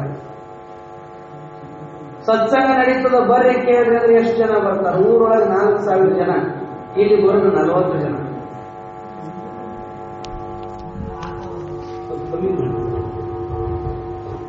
4,000 ಜನ ಸತ್ಸಂಗದೊಳಗೆ ಎಷ್ಟು? 40 ಜನ. ಯಾವಾಗ್ಲೂ ಈ ಮಾರ್ಗಕ್ಕೆ ಬರೋರು ಕಡಿಮೆ ಇರ್ತದೆ. ಕಾಯಿಪಲ್ಯ ಮಾರ್ಕೆಟ್ದಾಗ ಹೋಗ್ರಿ, ಗಿಲ್ ಜನ ತುಂಬಿರ್ತಾರೆ. ಬಂಗಾರ ಅಂಗಡಿಗೆ ಹೋದ್ರೆ ಕಾಯಿಪಲ್ಯ ಮಾರ್ಕೆಟ್ದಾಗ ಜನ ಹೆಚ್ಚಿರ್ತಾರೋ, ಬಂಗಾರ ಅಂಗಡಿಯಾಗ ಹೆಚ್ಚಿರ್ತಾರೆ ಜನ. ವಾರದ ಸಂತೆಗೆ ನೋಡಿ ತುಂಬಿರ್ತಾರೆ ಜನ, ಆದ್ರೆ ಬಂಗಾರದ ಅಂಗಡಿ ಕಡಿಮೆ ಇರ್ತದೆ. ಹಂಗ ಎಲ್ಲೋ ಹೌಗರಾಟದವ್ರು ಬಂದಾರ, ಡಂಬರಾಟದವ್ರು ಬಂದಾರ, ನಾಟಕ ಮಾಡೋರು ಬಂದಾರ, ಬಾಜಾರ್ದಾಗ ಬಂದಾರ, ಗೊತ್ತಿಲ್ಲದೆ ಗುಂಡಾಗಿ ಗುಂಪಾಗಿ ಸೇರ್ತಾರೆ ಜನ. ಸತ್ಸಂಗ ನಡೀತದ ಬರ್ರಿ ಅಂದ್ರೆ ನಾನು ಬರಂಗಿಲ್ಲ. ಯಾಕಂದ್ರೆ ಬಂಗಾರ ಖರೀದಿ ಮಾಡೋ ತಾಕತ್ ಎಲ್ಲರಿಗೂ ಇರಂಗಿಲ್ಲ. ಬಂಗಾರ ಹೆಂಗ್ ತೊಳಿಯೋದು? ಈಗ 1 ಲಕ್ಷ ಬಂಗಾರ ಎಲ್ಲರಿಗೂ ಖರೀದಿ ಮಾಡಕ್ಕಾಗ್ತದೆ. ಕಾಯಿಪಲ್ಯ ಅಂತದ್ದು ಇರ್ತದೆ, ಎಲ್ಲರೂ ಖರೀದಿ ಮಾಡ್ಬೋದು. ಆದ್ರೆ ಬಂಗಾರ ಖರೀದಿ ಮಾಡೋದು ಎಲ್ಲರಿಗೂ ಆಗಂಗಿಲ್ಲ. ಹಾಗನೇ ಇಲ್ಲಿಯೂ ಕೂಡ ಈ ಸತ್ಸಂಗದ ಸುವರ್ಣವನ್ನು ಖರೀದಿ ಮಾಡಬೇಕಾದ್ರೆ ಇದು ಎಲ್ಲರಿಗೂ ಆಗುದಿಲ್ಲ. ಬಂಗಾರ ಖರೀದಿ ಮಾಡಕ್ಕೆ ದುಡ್ಡು ಬೇಕು. ಹಂಗ ಇದು ಯಾರ ಅಂತರಂಗದೊಳಗ ಪುಣ್ಯ ಅದ ಅಂತವ್ರು ಮಾತ್ರ ಇಲ್ಲಿ ಕರ್ಕೊಂಡ್ ಬರ್ತದೆ, ಇಲ್ಲಾಂದ್ರೆ ಸಾಧ್ಯ ಇಲ್ಲ. ಇದು ಸುವರ್ಣನೇ. ಸುವರ್ಣ ಅಂದ್ರೆ ಏನ್ರಿ? ಕಿವ್ಯಾಗ ಸುವರ್ಣ ಹಾಕೋಬೇಕಂದ ಕೂಡಲೇ ಅವುಗಳೆಲ್ಲ ಬಂಗಾರ ಹಾಕೊಳಕ್ ಶುರು ಮಾಡಿದ್ರು. ಸುವರ್ಣ ಅಂದ್ರ, ವರ್ಣ ಅಂದ್ರೆ ಶಬ್ದ, ಸು ಅಂದ್ರೆ ಒಳ್ಳೆಯದು, ಒಳ್ಳೆಯ ಶಬ್ದಗಳನ್ನು ಮಾತ್ರ ಕಿವಿಯೊಳಗೆ ಹಾಕೋಬೇಕು. ಸುವರ್ಣ ಹಾಕೋಬೇಕಂದ ಕೂಡಲೇ ಕಿವಿ ತುಂಬಾ ಬಂಗಾರ ಆಭರಣಗಳು ಹಾಕೊಳಕತ್ತೀವಿ. ಹಾಕೋರು ಬೇಡ, ನನಗೆ ಬೇಕು. ಆದ್ರೆ ನಿಜವಾದ ಸುವರ್ಣ ಯಾವುದು? ಒಳ್ಳೆಯ ಮಾತುಗಳು, ಸಂತರ, ಮಹಾತ್ಮರ, ಜ್ಞಾನಿಗಳ ಚರಿತ್ರೆ ಕೇಳೋದು, ಅವರು ಹೇಳಿರ್ತಕ್ಕಂಥ ವಚನಗಳನ್ನು ಕೇಳೋದು, ಅವರ ಉಪದೇಶಗಳನ್ನು ಕೇಳೋದು, ಅದು ನಿಜವಾದ ಸುವರ್ಣ, ನಿಜವಾದ ಆಭರಣ. ಅಂಥದ್ದನ್ನು ಹಾಕೋಬೇಕು. ನಾವೇನೇನಾರೇ ಹಾಕೊಂತೀವಿ ಕಿವಿಯಾಗ, ಬೆಳಗ್ಗೆಯಿಂದ ಸಂಜೆ ತನಕ ಬರೀ ಪ್ರಪಂಚದ ವಾಸನೆಗಳ ವಿಚಾರಗಳನ್ನು ಕೇಳ್ತೀವಿ. ಕಿವಿ ಎಂದು ಶುದ್ಧಿ ಆಗಬೇಕು. ಅದಕ್ಕಾಗಿ ಇವೆಲ್ಲವೂ ಮೀಸಲು ಪರಮಾತ್ಮನಿಗಾಗಿ. ಕಣ್ಣು ಮೀಸಲು, ಕಿವಿಯು ಮೀಸಲು, ನಾಲಿಗೆ ಮೀಸಲು. ನಾಲಿಗೆ ಮೀಸಲು ಅಂದ್ರೆ ಏನು? ಪರಮಾತ್ಮನ ವಿಚಾರವನ್ನೇ ಮಾತನಾಡೋದು, ಅವನ ನಾಮಸ್ಮರಣೆಯನ್ನೇ ಮಾಡೋದು. ಅದಕ್ಕಾಗಿಯೇ ನಮ್ಮ ವಾಣಿ ಮೀಸಲು, ಮತ್ಯಾವುದಕ್ಕೂ ಅಲ್ಲ. ನಮಗೆಲ್ಲಿರ್ತಾವ? ಸದಾ ಇನ್ನೊಬ್ಬರು ನಿಂದ ಆಡಾಕನೇ ಇರ್ತಾವ, ಮತ್ತೊಬ್ಬರು ಚಾಡ ಹೇಳಾಕನೇ ಇರ್ತಾವ, ಮತ್ತೊಬ್ಬರು ವಿಚಾರ ಮಾತಾಡಕನೇ ಇರ್ತಾವ. ಮಾತು ಅದು ತಪಸ್ಸದ. ಮಾಡಲಿಲ್ಲವೇ ತಪವನ್ನು ಮಾಡಲಿಲ್ಲವೇ ಕೂಡೆ ಸುಗುಣದೊಡನೆ ತಿಳಿದು ನೋಡಿ ತ್ರಿವಿಧ ಕರಣದಲ್ಲಿ ಮಾಡಲಿಲ್ಲವೇ ತಪವನ್ನು ಮಾಡಲಿಲ್ಲವೇ ಅಂತ ಮಹಾತ್ಮರು ಹಾಡಿದ. ತಪಸ್ಸು ಮಾಡಾಕ ಬಂದಂತ ಜನ್ಮ ಇದು. ಎದಕರೆ ಬಂದಂತ ಜನ್ಮ ಅಲ್ಲ. ಇದೊಂದು ಜನ್ಮ ಪರಮಾತ್ಮನಿಗಾಗಿ. ಯಾಕೆ? ಮನುಷ್ಯ ಜನ್ಮದ. ಹೆಂಡ್ರು ಮಕ್ಕಳು ಮನಿ ಕಟ್ಟೋದು ಇದೆಲ್ಲ ಉಳಿದ ಜನ್ಮಗಳಲ್ಲಿ ಆಗ್ಯಾದ. ಏನ್ ಮಾಡ್ಯಾನ ಮನುಷ್ಯ? ಏನ್ ಬಹಳ ಜಾಣ ಅಂತಾರೆ, ಇವ್ರಿಗಿಂತಲೂ ಜಾಣದವ. ನೋಡ್ರಿ ಪ್ರಾಣಿ ಪಕ್ಷಿಗಳು, ಗುಬ್ಬಿ ಮನಿ ಕಟ್ತದ, ನಿಮ್ಗಿಂತ ಮಸ್ತ್ ಮಸ್ತ್ ಕಟ್ತದ. ನೀವೆಲ್ಲ ಬಹಳ ಕೈ ಅದಾವ, ಕಾಲ್ ಅದಾವ, ತಲಿ ಅದ, ಇಂಜಿನಿಯರ್ಗಳು ಏನೆಲ್ಲ ಪ್ಲಾನ್ಗಳು ಅದಾವ. ನಿಮ್ಗೆ ಮನಿ ಕಟ್ಟೋದು ಹೆಂಗ ಅಂತ ಕಲ್ಸಾಕನ ಇಂಜಿನಿಯರಿಂಗ್ ಅದ. ಹೌದ್ರ ಇಂಜಿನಿಯರಿಂಗ್ ಎಲ್ಲಿ ಕಲ್ತಿರ್ಬೇಕು? ಯಾರು ಕಲ್ಸಿರ್ಬೇಕು? ಕಟ್ಟಾಕ ಕೈ ಸಹಿತ ಇಲ್ಲ. ಅವಕ್ಕ ಬಾಯಿಯೊಳಗೆ ಒಂದೊಂದು ಚುಂಚು, ಆ ಬರೀ ಬಾಯಿ ಚುಂಚಿನೊಳಗನ ಒಂದೊಂದು ಕಡ್ಡಿ ತಂದು ಹೆಣಿತಾವ. ಅದ್ರಂಗೆ ಹೆಣಕ್ ತೋರಿಸು ನೋಡು ನೀವು. ಇಟ್ಟು ಶಾಣೆ ಇರೋದಿಲ್ಲ, ಒಂದು ಗುಬ್ಬಿ ಕೂಡ ಹೆಣಕ್ ತೋರಿಸು ನಮಗೆ. ನೀವು ಯಾರ ನಾವೇ ಶಾಣೆ ಅಂತ ಏನಂತಿಲ್ಲ, ಗುಬ್ಬಿ ಕೂಡ ಹೆಣಕ್ ತೋರಿಸು ನೋಡು.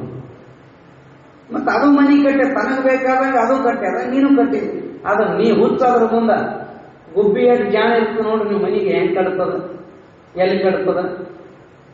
ಗಿಡದ ತುತ್ತು ತುದಿ ತೊಂಗಿ ಕಟ್ತದ. ಅದು ಹೆಂಗ? ಬಾವ್ಯಾಗ ಹೋಗಿರ್ಬೇಕದು ತೊಂಗಿ. ಬಾವ್ಯಾಗ ನೋಡ್ರಿ ನೀವು ಎಲ್ಲರ ಹೊರಗೆ ಬಾವ್ಯಾಗ ಯಾವ ತೊಂಗಿ ಹೋಗಿರ್ತೋ ಅದಕ್ಕನ ಗೂಡು ಕಟ್ಟಿರ್ತದ. ಯಾಕಂದ್ರ ಆ ಗೂಡು ಕಡಿಬೇಕು, ತಗೋಬೇಕು ಅಂತ ಮನುಷ್ಯ ಏನಾರ ಹೋದಂದ್ರ ಆ ಗೂಡಿನ ಹತ್ರ ಹೋಗಿಲ್ಲ, ಒಂದು ಸೀದಾ ಡೈರೆಕ್ಟ್ ಬಾವ್ಯಾಗ ಹೋಗ್ತಾನೆ. ಹಾವು ಪಾವು ಬಂದು ತತ್ತಿ ತಿನ್ನಾಕ ತನ್ನ ಮರಿಗಳ ಜೋಪಾಸನ ಮಾಡಾಕ ಅವು ಏನಾರ ಹೊಂಟು ಅಂತಂದ್ರ ಅವು ಸಹಿತ ಆ ತುದಿಗೆ ಹೋಗೋದ್ರೊಳಗನ ವಜ್ಜಿ ತಾಳಾಡಕ್ ಬಾವ್ಯಾಗನ ಬಿದ್ದಿರ್ಬೇಕು. ಮತ್ತಿಷ್ಟು ಶಿಸ್ತು ಮಾಡಿರ್ತಾವ. ಅವು ಹೋಗಾಕ ಬಾಗಿಲ ಹಂಚಿದೊಂದು ಬಾಗಿಲ ಬೇರೆ ಮಾಡಿರ್ತಾವ. ಹಾವಿಗೆ ಇಂಥವ್ಕ ತೋರ್ಸಾಕ ಒಂದು ಬಾಗಿಲು ಬೇರೆ ಮಾಡಿರ್ತಾವ. ಅದು ಒಳಗೆ ಹೋಗಕ್ ಬರಂಗಿಲ್ಲ, ಅದು ಸುಮ್ಮ ಅಲ್ಲೇ ಮುಂದೆ ಅಟ್ಟೆ ಇರ್ತದೆ.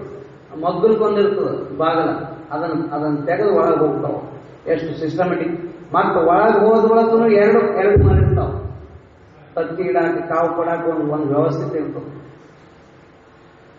ಮತ್ ಅವು ಶಾಣೆ ಅಂತೀರಿ, ನಾವು ಶಾಣೆ ಅಂತೀರಿ ಮನಿ ಕಟ್ಟಾಕ. ಇವನು ಕಟ್ತಾನ, ಎಲ್ಲಿ ಕಟ್ತಾನ? ಹಳ್ಳದ ದಂಡ್ಯಾಗ, ನದಿ ದಂಡ್ಯಾಗ ಕಟ್ತಾನ. ಈ ಟಿವಿ ತೋರಿಸ್ತಾರ ನೋಡ್ರಿ, ಏನು ಪ್ರವಾಹ ಬಂದು ಹರ್ಕೊಂಡು ಹೋದ್ ನದ್ಯಾಗ ಹೋಗಿ ಮನಿ ಕಟ್ಟ ಹರ್ಕೊಂಡು ಹೋಗಲ್ಲ ಬಿಡ್ತಾವ. ಈಗ ಉಳಿದ ಇದು ಅನ್ನಂಗೆ ಇರ್ತಾವ ನೋಡ್ರಿ. ನೀವು ಮೊದಲೇ ಹೆಂಗಿರ್ತಾವ ಅವು ಹರ್ಕೊಂಡು ಹೋಗೋ ಮನಿಗಳು ತೋರಿಸ್ತಾರಲ್ಲ. ಮಳಿ ಬಂದಾಗ ಗುಡ್ಡದ ಅಂಚಿಗೆ ತುದಿ ಹೋಗಿ ಪಿಲಾರ್ ಹಾಕಿ ಕಟ್ಟಿರ್ತಾನ. ಅಮ್ಮ ಅದು ಉಳಿಬೇಕು ಹೆಂಗ? ಮಣ್ಣು ಸೌಕರ್ಯ ಆದ್ರೆ ಮನಿ ಹರ್ಕೊಂಡು ಹೋಗೋದಿಲ್ಲ, ಅದ್ಯಾಕೆ ಉಳಿತು? ಇವ್ರು ಪ್ಲಾನ್ ಹಾಕಿ ಕಟ್ಟೋರು ಇವ್ರು ಶಾಣ್ಯಾರೋ ಏನ್ ನಮ್ಮ ಗುಬ್ಬಿ ಶಾಣೆ? ನಿಮ್ಮ ಮನಿ ಬೆಂಗಳೂರಾಗ ಅದಾವ, ಎಲ್ಲಿ ಬೇಕಲ್ಲಿ ದೊಡ್ಡ ದೊಡ್ಡ ಸಿಟಿಯಾಗ. ಬೆಂಗಳೂರು ತುಂಬಾ ಕೆರೆ ಎಲ್ಲೆಲ್ಲಿದ್ದು ಕೆರೆ ಇದ್ದ ಜಾಗದಾಗ ಹೋಗಿ ಮನಿ ಕಟ್ಕೊಂಡು ಕುಂತಾರ. ಮಳೆ ಬಂದ ಕೂಡಲೇ ಅಟ್ಟು ನೀರು ಬಂದು ಇವ್ರ ಮನ್ಯಾಗ ಹೋಗ್ತಾರ.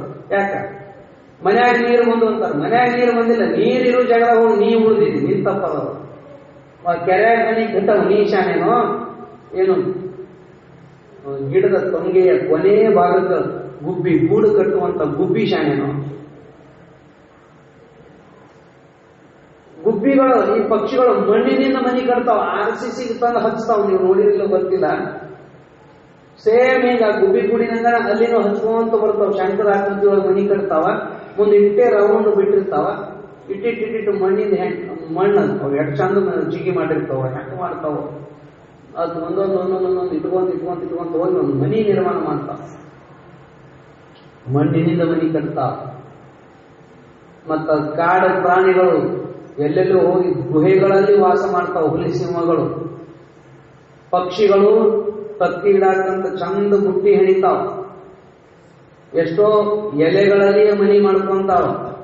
ಅವು ಮನಿ ಮಾಡ್ತಾವ. ಅವು ಮನಿ ಕಟ್ಟ್ಯಾವ, ನೀನು ಮನಿ ಕಟ್ಟಿ. ನಿನಗ ಅವಕ್ಕೆ ವ್ಯತ್ಯಾಸ ಏನೈತಪ್ಪ? ಮನಿ ಕಟ್ಟುದ್ರ ನೀನೇ ಶಾಣೆ. ಮನುಷ್ಯನೇ ಬೇಕೇನು ಮನಿ ಕಟ್ಟಕ? ಅವಕ್ಕೆ ಬೇಕಾದಂತ ಶರೀರದ ತಕ್ಕಂಗೆ ಅವು ಮನಿ ಕಟ್ಕೊಂಡದಾವ. ಮನಿ ಕಟ್ಟೋದಾಯ್ತು. ಮಕ್ಕಳು ಮಾಡ್ಕೊಳ್ಳೋದ್ರಾಗ ಮನುಷ್ಯನೇ ಬಾಳ ಶಾಣೆ. ವರ್ಷಕ್ಕೆ ಒಂದು ಹಿಡಿತಿರ್ಬೇಕು. ತಂದಿ ನೋಡ್ರಿ ನೀವು, ಒಂದೇ ಸಲಕ್ಕೆ 16 ಹಿಡಿತದೆ. ಮತ್ತೆ ಇವಕ್ಕಿಂತ ಗ್ರೇಟ್ ಆಯ್ತಿಲ್ಲ. ಇವ ಮನ್ಯಾಗ ಮಂಚದ ಮ್ಯಾಗ ಮುಕ್ಕೊಂಡು ಮಂಚದ ಮ್ಯಾಗಿಂದ ಬಿದ್ದು ಟೊಂಕ ಮುಕ್ಕೋತಾನೆ. ಮೊನ್ನೆ ಒಬ್ರಿಗೆ ಮಾತಾಡ್ಸೋಕಿದ್ದೇವೆ, ಏನಾಯ್ತ್ರಿ, ಹ್ಯಾಂಗ್ ಬಿದ್ರಿ, ಏನಾಯ್ತ್ರಿ ಅಂತ ಕೇಳಿದ್ರೆ, ಏನಿಲ್ಲಪ್ಪ ಮಂಚದ ಮ್ಯಾಗಿಂದ ಹೇಳಕ್ ಹೋಗಿ ಬಿದ್ದೆ ಅಂತ ಹೇಳಿದ್ರು. ಇಟ್ಟೇ ಇರ್ತದೆ ಮಂಚ, ಇರುದ 2 ಫೀಟ್ 3 ಫೀಟ್ ಇರ್ತದ.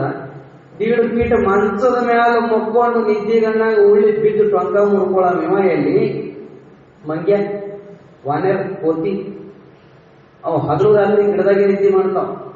ಕಾಡಿನೊಳಗ ಹುಲಿ, ಚಿರತೆ ಇತ್ಯಾದಿ ಪ್ರಾಣಿಗಳು ಬರ್ತಾವ. ಆದ್ರೂ ಗಿಡದಾಗ ಕೊಟ್ಟೆ ನಿದ್ದೆ ಮಾಡ್ತಾವ. ಗಿಡದಾಗ ಕೊಟ್ಟು ನಿದ್ದೆ ಮಾಡಿ ಪ್ರಾಣ ರಕ್ಷಣೆ ಮಾಡ್ಕೊಳ್ಳುವಂತವು ಎಲ್ಲಿ ಬೀಳಾರದಂತ ಮಂಗ್ಯ ಶಾಣೆನೋ ನಿದ್ದೆ ಮಾಡಾಕ. ಏನ್ ನೀ ಶಾಣೆ? ಮಂಚದ್ನಾಗ ಬಿದ್ದು ಟೊಂಕ ಮುಡ್ಕೊಳ್ಳೋ ನೀ ಶಾಣೆನೋ?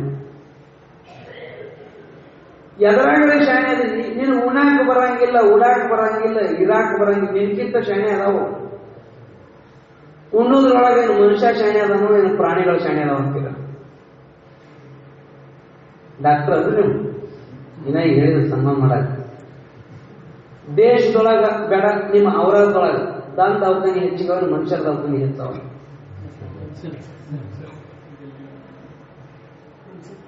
ಮನುಷ್ಯರ ದವಾಖಾನಿ ಹೆಚ್ಚವ ಅಂತಂದ್ರೆ ಉಣಾಕ ಸ್ಪಷ್ಟ ಒಂದು ಮಾತದ. ಏನಂತ? ಮಾತು ಬಲ್ಲವನಿಗೆ ಜಗಳವಿಲ್ಲ, ಊಟ ಬಲ್ಲವನಿಗೆ ರೋಗ ಇಲ್ಲ. ಅಂದ್ರ ಊಟ ಬಲ್ಲವರಂದ್ರೆ ಶಾಣ್ಯರು. ಹೆಂಗ್ ಉಣ್ಬೇಕು, ಏನ್ ಉಣ್ಬೇಕು, ಯಾವಾಗ ಉಣ್ಬೇಕು, ಎಷ್ಟು ಉಣ್ಬೇಕಂತ ಮನುಷ್ಯನ್ಕಿಂತ ದನಗಳಿಗೆ ಚಲೋ ಬರ್ತದ ಅನ್ನಂಗೈತಲ್ಲ. ಮತ್ತ ಇವನಿಗೆ ಇದ್ದಷ್ಟು ರೋಗ ಅವು ಪ್ರಾಣಿಗಳಿಗೆ ಅದಾವೇನಿಲ್ಲ, ಬಹಳ ಕಡಿಮೆ ರೋಗಗಳು. ಮತ್ ದವಾಖಾನಿ ಇವನೇ ಹೆಚ್ಚದ, ಅವ್ರ ಕಡಿಮೆ ಅದಾವ. ಯಾಕ? ಅದಕ್ಕಿಂತ ಹೆಚ್ಚಿಗೆ ರೋಗ ಇವನಿಗೆ ಅದಾವ. ಎಮ್ಮಿಗರೆ ಶುಗರ್ BP ಬಂದಾವೇನು ಇವನಿಗೆ? ಬಂದೆ. ಯಾಕೆ? ನಾಲಿಗೆ ಮೇಲೆ ಹಿಡುತ್ತೆ ಇಲ್ಲ. ಪರಮಾತ್ಮನಿಗೆ ಮೀಸಲಿಲ್ಲ ಇವನು ಬರೇ ತಿನ್ನಾಕನ ಮೀಸಲು. ತಿನ್ನೋದ್ರೊಳಗೆ ಹಿಂಗ ಮುಂದದ. ನೀವ ಡಾಕ್ಟರ್ ಪತ್ತೆ ಮಾಡಕ್ ಹೇಳಿದ್ದಂತ. ಎದಕ್ಕ? ಇವನಿಗೆ ಅಸ್ತಮ ಇತ್ತು ಮನುಷ್ಯಾಗ. TB ಆಗ್ತದ ನೋಡಿ, ಅಸ್ತಮ ಬಂದದ, ಇದು ಸ್ವಲ್ಪ ದಿನ TB ಆಗ್ತದ, ಸತ್ತು ಹೋಗ್ತಿ, ಸ್ವಲ್ಪ ಕಂಟ್ರೋಲ್ ಇಡು ನಾಲಿಗೆ ಮೇಲ. ಆಯ್ತ್ರಿ ಡಾಕ್ಟರ್, ನೀವೇನು ಹೇಳ್ತೀರಿ, ಹೆಂಗೆ ಬದುಕ್ತೀನಿ ಹೇಳ್ರಿ. ಹೆಂಗ ನೋಡಪ್ಪ, ಡೈಜೆಷನ್ ಸಹಜ ಆಗಬೇಕು. ಅಂಥವು ಪದಾರ್ಥಗಳು ಉಣ್ಬೇಕು. ಹಗುರ ಆದ ಪದಾರ್ಥ ಉಂಡ್ರ ಮನುಷ್ಯ ಆಗಿರ್ತಾನೆ. ಯಾವುದು ಡೈಜೆಷನ್ ಆಗ್ಲಾರ್ದಂತ ಹಾರ್ಡ್ ಫುಡ್ ಇರ್ತಾವ ಅಂತವೆಲ್ಲ ಮಾಡಬಾರ್ದು, ಅಂತವೆಲ್ಲ ಉಣಬಾರ್ದು, ಆರೋಗ್ಯ ಕಾಯ್ಕೋಬೇಕು ಅಂತ ಎಲ್ಲ ಹೇಳಿ ಕಳಿಸ್ಬೇಕು ಡಾಕ್ಟರ್. ಆಗಲಿ ಸಾಹೇಬ್ರೆ, ಹೊಂಟಿದ್ದ ಹಾಸ್ಪಿಟಲ್ದಿಂದ ಮನೆ ಕಡೆ ಹೊಂಟಿದ್ದ, 2 ವೀಲರ್ ನಾವು ಹೊಂಟಿದ್ದ. ಡಾಕ್ಟರ್ ಹಗುರ ಪದಾರ್ಥಗಳನ್ನ ತಿನ್ನು ಅಂದಾರಂತ ನೆನಪಾಯ್ತು. ದಾರ್ಯಾಗ ಬಜ್ಜಿ ಕರಿಯಾಕತ್ತೀವಿ, ಅವು ಎಣ್ಣೆಗೆ ತೇಲಾಕತ್ತೀವಿ. ಮತ್ ತೇಲ್ತದಂದ್ರೆ ಬಹುತೇಕ ಹಗುರ ಇರ್ಬೇಕಲ್ರ. ಹಗುರ ಅಂದ್ರ ಹಲ್ಕಿ. ಎಣ್ಣೆಗೆ ಬಹುತೇಕ ಇದು ತೇಲ್ತಂದ್ರೆ ಇದು ಹಗುರದ, ಇದು ತಿನ್ಬೇಕು, ನಾ ಆರಾಮ ಇರ್ತೀನಿ ಅಂತ ತಗೊಂಡು ಒಂದು 4 ಪ್ಲೇಟ್ ಬಜ್ಜಿ ತಿಂದ. ಮನೆಗೆ ಹೋಗ್ತಾನೆ, ಸ್ಮಶಾನ ಹೋಗ್ತಾನೆ. ತಿನ್ನೋದು ಗೊತ್ತಿಲ್ಲ ಇವನಿಗೆ. ಕೇವಲ ಖಾವೋ ಪೀವೋ ಮೋಜ ಉಡಾವೋ ಅನ್ನಕ್ಕೆ ಬಂದಿಲ್ಲ ಜನ್ಮಿದು. ಇವನಿಗೆ ಉಣ್ಣೋದು ಗೊತ್ತಿಲ್ಲ. ಖಾದತೆ ಮೋದತೆ ಶುನಕ ಶೂಕರ ಖರ. ಉಳಿದ ಪ್ರಾಣಿಗಳೆಲ್ಲ ಎಲ್ಲಾ ಜನ್ಮಗಳಲ್ಲಿಯೂ ಉಣ್ಣೋದು ತಿನ್ನೋದು ಮಕ್ಕಳ ಮಾಡೋದು ಮನಿ ಕಟ್ಟೋದು ಇದು ಎಲ್ಲಾ ಜನ್ಮಗಳಲ್ಲಿಯೂ ಬರ್ತದಪ್ಪ. ಅಷ್ಟೇ ಮಾಡಿದಂದ್ರೆ ತೇಷಾಂ ಕೋ ವಿಶೇಷ. ಆ ಪ್ರಾಣಿ ಪಕ್ಷಿಗಳಿಗೂ ನಿನಗೂ ಏನ್ ಅಂತರದ? ನೀನು ಮನುಷ್ಯ ಅನ್ನಕೊಂಡಿದ್ದು ಏನೋ ವಿಶೇಷತೆ ಬೇಕಲ್ಲ. ಮನುಷ್ಯ ಜನ್ಮಕ್ಕೂ ಉಳಿದ ಜನ್ಮಕ್ಕೂ ವಿಶೇಷತೆ ಬೇಕಲ್ಲ. ಏನಾದ್ರೆ ಮನುಷ್ಯ ಜನ್ಮ ಶ್ರೇಷ್ಠ ಅಂದ, ಎದಕ್ಕಂದ್ರು ಶ್ರೇಷ್ಠ ಅಂತೇಳಿ ಇವನು ಅವ್ರ ಹಂಗನೆ ಬರೇ ಉಣ್ಣೋದು ತಿನ್ನೋದು ನಿದ್ದೆ ಮಾಡೋದು ಮಕ್ಕಳ ಆಡೋದು ಮನಿ ಕಟ್ಟೋದು ಇಷ್ಟೇ ಮಾಡಿದ ಅಂತ ಮತ್ತೆ ಅವಕ್ಕೂ ನಿನಗೂ ಅಂತರ ಏನದ, ವ್ಯತ್ಯಾಸ ಏನದ? ಇಷ್ಟು ಅವು ಮಾಡ್ತಾವ ಎಲ್ಲಾ ಜನ್ಮಗಳಲ್ಲಿ ಅದನ್ನೇ ಮಾಡಿದ್ಯಪ್ಪ. ಅದ ಸಾಕು. ಮನುಷ್ಯ ಜನ್ಮ ಅತ್ಯಂತ ಶ್ರೇಷ್ಠವಾಗುತ್ತದೆ. ಈ ಜನ್ಮದಲ್ಲಿ ಮಾತ್ರ ವಿಶೇಷವಾದ ಜ್ಞಾನದ ಬುದ್ಧಿಶಕ್ತಿ ಎಲ್ಲ ಅದನ್ನು ಬಳಕೆ ಮಾಡಿಕೊಂಡು ಭಗವತ್ ಅನುಭೂತಿ ಮಾಡ್ಕೊಳ್ಳಿಕ್ಕಲ್ಲ, ಪರಮಾತ್ಮನನ್ನು ತಿಳ್ಕೊಳ್ಳಿಕ್ಕೆ ಅಂತ ಬಂದ ಜನ್ಮದ. ಆದ್ರೆ ಇವ ಅದನ್ನು ಮಾಡ್ತಾ ಇಲ್ಲ. ಏನ್ ಮಾಡ್ತಾನಂದ್ರ ತನ್ನ ಬುದ್ಧಿಯನ್ನು ಉಪಯೋಗಿಸಿ ಮತ್ತೊಬ್ಬರಿಗೆ ಮೋಸ ಹೆಂಗ್ ಮಾಡೋದು, ಇನ್ನೊಬ್ಬರಿಗೆ ವಂಚನೆ ಹೆಂಗ್ ಮಾಡೋದು, ಮತ್ತೊಬ್ಬರು ಕಿಶ ಹೆಂಗ್ ಕತ್ತರಿಸೋದು, ಹಗಲು ದರೋಡೆ ಹೆಂಗ್ ಮಾಡೋದು, ಇನ್ನೊಬ್ಬರಿಗೆ ಮೋಸಗೊಳಿಸೋದು ಹೆಂಗ, ಬರೀ ಇದ ಚಿಂತನೆ. ಬುದ್ಧಿ ಕೊಟ್ಟದ್ದು ಪರಮಾತ್ಮ ಇನ್ನೊಬ್ಬರಿಗೆ ಮೋಸ ಮಾಡಾಕಲ್ಲ ಅಂತಿರ್ತೀರಿ. ನಾವು ಬಹಳ ಶಾಣೆನ ರೀ, ಭಾರಿ ಶಾಣೆನ ರೀ, ಭಾರಿ ಶಾಣೆ. ಏನ್ ಮಾಡ್ಯಾನ ಶಾಣೆ ಆಗಿ? ನೀವ್ ಯಾರಿಗೆ ಶಾಣೆ ಅಂತೀರಿ? ಸಂಸಾರ ಮಾಡ್ಲಾಕ ಭಾರಿ ಶಾಣೆನರಿ ಅಂತೀರಿ. ಭಾರಿ ಶಾಣೆ ಅಂದ್ರೆ ಏನ್ ಮಾಡ್ಯಾನವ? ಬಾಳ ಮನಿ ಮ್ಯಾಗ ಮಾಡ್ಯಾಕ ಕಟ್ಟಿರ್ಬೇಕು, ಹೊಲದ ಮ್ಯಾಗ ಹೊಲ ತಗೊಂಡಿರ್ಬೇಕು, ಅವ್ರದ್ದಾಗ ಒಂದ್ 8 ಪ್ಲಾಟ್, ಬೀದರ್ದಾಗ ಒಂದ್ 8 ಪ್ಲಾಟ್ ತಗೊಂಡಿರ್ಬೇಕು. ಇಂಥದಕ್ಕೆ ಶಾಣೆ ಅನ್ನೋರು ಅವ್ರು ಇಂಥವ್ರಿಗೆ ಶಾಣೆ ಅನ್ನಂಗಿಲ್ಲ. ಯಾರು? ಸಂತರು, ಶರಣರು, ಇವ್ರಿಗೆ ಶಾಣೆ ಅನ್ನಲ್ಲ. ಜಾಣನು ಜಾಣನು ಆತ ಜಾಣನು, ಜವನ ಬಾಯಿ ಎದುವ ಕೊಯ್ದು ಹೋದಾತ ಜಾಣನು ಅಂತ ಹೇಳ್ತಾರೆ ಬಸವಣ್ಣವರು. ಯಾರಿಗೆ ಶಾಣೆ ಅಂತಾರ ಅಂತಂದ್ರ ನಾವು ಯಾವ್ದಾರ ವಿದ್ಯೆ ಗೊತ್ತಿತ್ತಂದ್ರೆ ಅವ್ರಿಗೆ ಶಾಣೆ ಅಂತೀವಿ. ಅವ್ರು ಹಂಗ ಅನ್ಲಿಲ್ಲ. ಯಾರು ಜಾಣರು ಜಗತ್ತಿನೊಳಗ ಅಂತಂದ್ರ ಅವ್ರು ಬೇರೆನೇ ಹೇಳಿ. ಮಾತು ಬಲ್ಲಾತ ಜಾಣನಲ್ಲ, ಗೀತವ ಬಲ್ಲಾತ ಜಾಣನಲ್ಲ.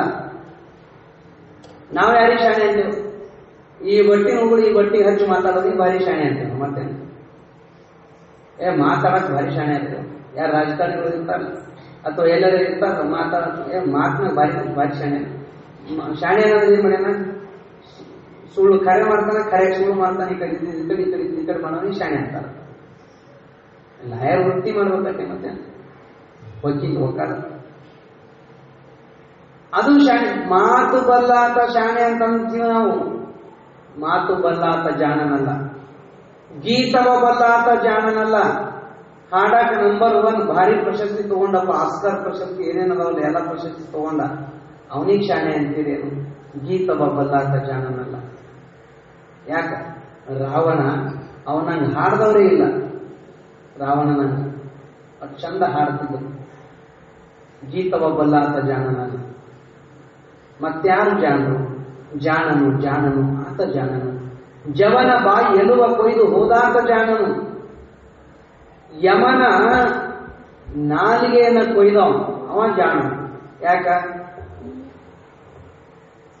ಈ ಜನ್ಮದಿಂದ ಪಾರಾಗಬೇಕು, ಮನುಷ್ಯ ಜನ್ಮದಿಂದ ಪಾರಾಗಬೇಕು. ಈ ಭವದಲ್ಲಿ ಗೆದಿಲಿಕ್ಕೆ ಅಂತ ಬಂದದ್ದು.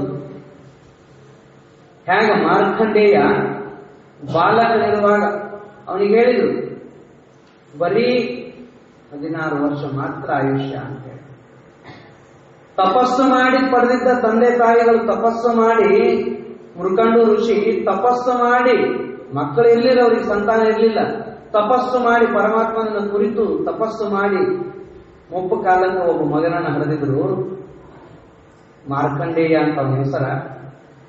ಆ ಮಗನಿಗೆ ಪರಮಾತ್ಮ ಕೇಳಿದ್ದಂತೆ, ನೋಡಪ್ಪ, ಜಗತ್ತಿನೊಳ ಕೀರ್ತಿಶಾಲಿಯಾಗಿ ಕುಲವನ್ನ ಉದ್ಧಾರ ಮಾಡುವಂತ ಮಗ ಬೇಕೋ ಅಥವಾ 100 ಕಾಲ 1000 ವರ್ಷ ದುಶ್ಚಟಗಳಿಗೆ ದುರ್ಗುಣಗಳಿಗೆ ಬಲಿಯಾಗಿ ದುಷ್ಟ ಮಗ ಬೇಕು ಅಂತ ಕೇಳಿದ್ರೆ, ದುಷ್ಟ ಮಗ ಬೇಡಪ್ಪ, ನಮಗೆ ಉತ್ತಮ ಸಂತಾನವನ್ನೇ ಕರುಣಿಸುವಂತ ಪ್ರಾರ್ಥನಾ ಮಾಡಿದ್ದಂತೆ ಮುರ್ಕಂಡು ಋಷಿ. ಪರಮಾತ್ಮ ಆಗಲಿ ಅಂತ ತಥಾಸ್ತು ಅಂತ ಆಶೀರ್ವಾದ ಮಾಡಿದ.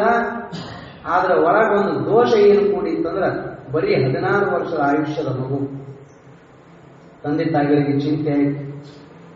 ಮಗನಿಗೆ 16 ವರ್ಷ ತುಂಬಾಕ ಬಂತು, ನನ್ನ ಮಗ ಇನ್ನು ಪ್ರಾಣ ಕಳ್ಕೊಂತಾನ, ಸಣ್ಣ ಮಗು ನಮಗೆ ಪರಮಾತ್ಮ ಕೊಟ್ಟರೆ ಯಾಕೆ ಇಂಥ ಮಗನನ್ನ ಕೊಟ್ಟು ಇಂಥ ಅದ್ಭುತವಾದಂತಹ ಸುಂದರ ಜಾಣ ಭಕ್ತಿ ಸಂಪನ್ನ ಇಂಥ ಮಗನನ್ನು ನಾವು ಕಳ್ಕೊಂತೀವಲ್ಲ ಅಂತ ತಂದೆ ತಾಯಿಗಳಿಗೆ ಚಿಂತೆಯಾಗಿದ್ದು ಚಿಂತಾಕ್ರಾಂತರಾಗಿದ್ರು. ಏನ್ ಮಾಡಬೇಕು? ಮಗ ಬಂದು ಕೇಳ್ತಾನೆ, ಅಪ್ಪ ದಿನದಿಂದ ದಿನಕ್ಕೆ ಸ್ವರ್ಗ ಕತ್ತೀರಿ, ತಂದೆ ತಾಯಿಗಳು ನಿಮ್ಮಿಬ್ಬರು ಮುಖದ ಮ್ಯಾಗ ಕಳಿ ಇಲ್ಲ, ನಿಮ್ದಿಬ್ಬರ ಮುಖ ಬಹಳ ಸತ್ಯ ಅದ, ಯಾಕೆ ಏನ್ ಚಿಂತೆ ಒಳಗಾಗಿರಿ, ಏನಾಗಿರಿ ಹೇಳ್ರಿ ಅಂತ ಹಠ ಮಾಡಿ ಕೇಳಿದಾಗ, ಮಗು ನಾವು ಒಂದು ದೊಡ್ಡ ತಪ್ಪು ಮಾಡಿವಪ್ಪ, ಕೀರ್ತಿಶಾಲಿಯಾಗಿರುವಂತ ಗೌರವಾನ್ವಿತ ಬದುಕುವಂತ ಸನ್ನಡತೆಯ ಸಜ್ಜನಿಕೆಯ ಮಗ ಬೇಕಂತ ಕೇಳಿದೀವಿ. ಆದ್ರ ಆಯುಷ್ಯ ಕಡಿಮೆ ಇರುವಂತ ನಿನ್ನಂತ ಮಗನನ್ನು ಕೊಟ್ಟಿದಾರ. ನೀನು ಹೌದು ಸಜ್ಜನಾದಿ, ಸದ್ಭಕ್ತಾದಿ, ಎಲ್ಲಾ ರೀತಿಯಿಂದ ಉತ್ತಮಾದಿ, ಜ್ಞಾನಿಯಾದಿ, ತಿಳುವಳಿಕೆಯಾದ, ಸುಂದರಾದಿ ಎಲ್ಲ ಅದಂದ್ರೆ ಕೇವಲ 16 ವರ್ಷ ಮಾತ್ರ ನಿನಗೆ ಆಯುಷ್ಯ ಕೊಟ್ಟಾರಪ್ಪ. ಹೆಂಗ ಮಾಡುದು? ನಿನಗೆ 16ನೇ ವರ್ಷ ತುಂಬಾಕ ಬಂತು, ಈ ವಾರದೊಳಗೆ ನಿನ್ನ ಪ್ರಾಣ ಹೋಗ್ತದ ಮಗು, ನಾವೇನ್ ಮಾಡಬೇಕು ಅಂತ ಚಿಂತೆ ಆದಂದಾಗ ಏನು ಮಾಡಿದ್ರೆ ನಾನು ಬದುಕಬಹುದು? ಅವಾಗ ತಂದೆ ತಾಯಿಗಳು ಹೇಳಿದ್ರು, ಆ ಪರಮಾತ್ಮನೇ ನಿನಗೆ ಯಾರು ಆಯುಷ್ಯವನ್ನ ಬರೆದು ಕಳಿಸನ, ಆ ಪರಮಾತ್ಮ ಕೃಪಾ ಮಾಡಿದ್ರೆ ಏನೆಲ್ಲ ಸಾಧ್ಯ ಅದಪ್ಪ, ಈ ಪರಮಾತ್ಮನನ್ನು ಕುರಿತು ತಪಸ್ಸು ಮಾಡಬೇಕು ಅಂತ ಹೇಳಿದಾಗ ಆಗ್ಲಿ ಅಂತ ತಿಳ್ಕೊಂಡು ಹಗಲು ರಾತ್ರಿ ಬಿಡದೆ ಪರಮಾತ್ಮನನ್ನು ಕುರಿತು ತಪಸ್ಸು ಮಾಡ್ತಾ ಇದ್ದ ಮಾರ್ಕಂಡೇಯ. ಹಗಲು ರಾತ್ರಿ ಶಿವಲಿಂಗಕ್ಕೆ ಪೂಜಾ ಮಾಡೋದು, ಶಿವಭಕ್ತಿಯನ್ನ ಮಾಡೋದು, ಶಿವನಾಮ ಸ್ಮರಣೆಯನ್ನ ಮಾಡ್ತಾ ಇದ್ದ. ಕೊನೆಗೆ ಒಂದು ದಿವಸ ಅವನ ಪ್ರಾಣ ಹೋಗುವ ಪ್ರಸಂಗ ಬಂತು. ಆದ್ರೆ ಆ ಕಾಲದೊಳಗ ಮೃತ್ಯುಂಜಯನ ಪೂಜೆಯನ್ನ ಮಾಡ್ತಿದ್ದ. ಮೃತ್ಯುಂಜಯ ಮಹಾಮಂತ್ರದ ಜಪ ಮಾಡ್ಕೊಂತ ಆ ಪರಮಾತ್ಮನ ಪೂಜೆಯಲ್ಲಿ ಇರುವ ಕಾಲಕ್ಕೆ ಅವನ ಸಮಯ ಆಯುಷ್ಯ ಮುಗಿದಿತ್ತು. ಅದೇ ಪ್ರಸಂಗಕ್ಕೆ ಬಂದು ಯಮರಾಜ ಯಮಧರ್ಮ ಇವನಿಗೆ ಹಗ್ಗ ಹಾಕ್ಲಿಕ್ಕೆ ಹೋದಾಗ ಆ ಪಾಶ ಬರೀ ಇವನಿಗೆ ಅಷ್ಟೇ ಬೀಳಾದ್ರೆ ಶಿವಲಿಂಗಕ್ಕೂ ಇವನಿಗೂ ಕೂಡಿಯ ಪಾಶ ಬಿತ್ತು. ಆ ಕಾಲಕ್ಕೆ ಇವನಿಗೆ ಬೀಳಬೇಕಾದ ಪಾಶ ಶಿವಲಿಂಗಕ್ಕೆ ಇವನಿಗೆ ಕೂಡಿ ಬಿದ್ದಾಗ ಅದೇ ಕ್ಷಣಕ್ಕೆ ಅದೇ ಲಿಂಗದೊಳಗ ಪರಮಾತ್ಮ ಪ್ರತ್ಯಕ್ಷ ಆಗಿ ಆ ಯಮನ ಎದೆಗೆ ತ್ರಿಶೂಲವನ್ನು ತಿವಿದ.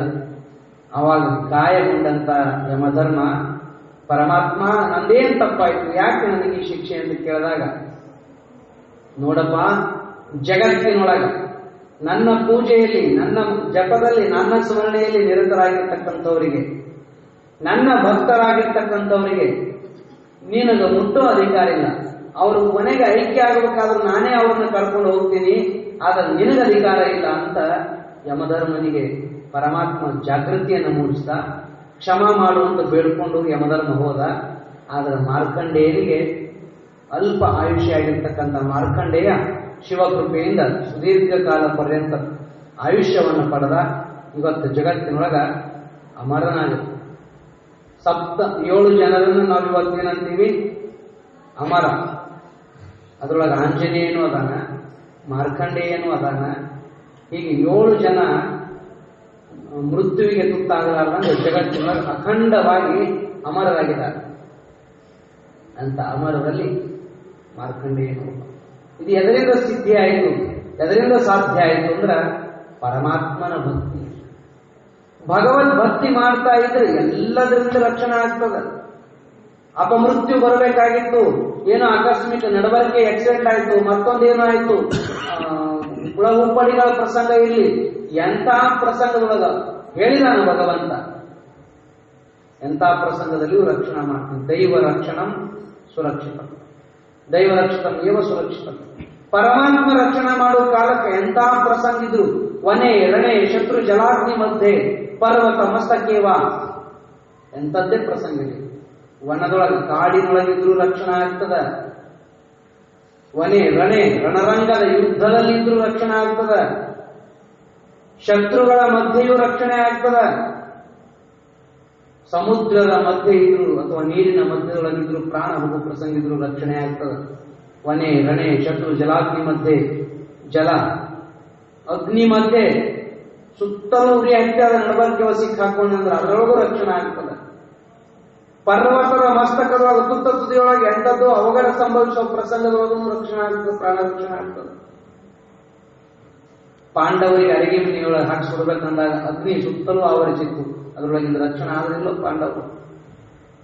ಎಲ್ಲಾ ಪ್ರಸಂಗಗಳಲ್ಲಿ ಪರಮಾತ್ಮ ರಕ್ಷಣೆ ಮಾಡ್ತಾನೆ. ಯಾಕಂದ್ರೆ ರಾಜಕಾರಣಿ ಎಲ್ಲ ಪರಮಾತ್ಮ ಮಾತು ಕೊಟ್ಟಂದ್ರೆ ನಡೆಸಿಕೊಡ್ತಾನೆ. ಪರಮಾತ್ಮ ಮಾತು ಕೊಟ್ಟಾನ, ಅನನ್ಯಶ್ಚಿಂತೆಯಂತೋ ಮಾಂ ಯೇ ಜನ ಪರ್ಯುಪಾಸತೆ ತೇಷಾಂ ನಿತ್ಯಾಭಿಯುಕ್ತಾನಾಂ ಯೋಗಕ್ಷೇಮಂ ಅಹಮ್ಯಂ. ಯಾರು ಹಗಲು ರಾತ್ರಿ ನನ್ನ ಸ್ಮರಣೆ ಒಳಗಿರ್ತಾರೋ ಅವರನ್ನ ರಕ್ಷಣಾ ಮಾಡ್ತೀನಿ ಅಂತ ಮಾತು ಕೊಟ್ಟ. ಹಾಗೆ ಸಂತರು ಮಹಾತ್ಮರು ಸಹಿತ ಮಾತು ಕೊಟ್ಟರು ಅಂತಂದ್ರೆ ನಡೆಸಿಕೊಡ್ತಾರ.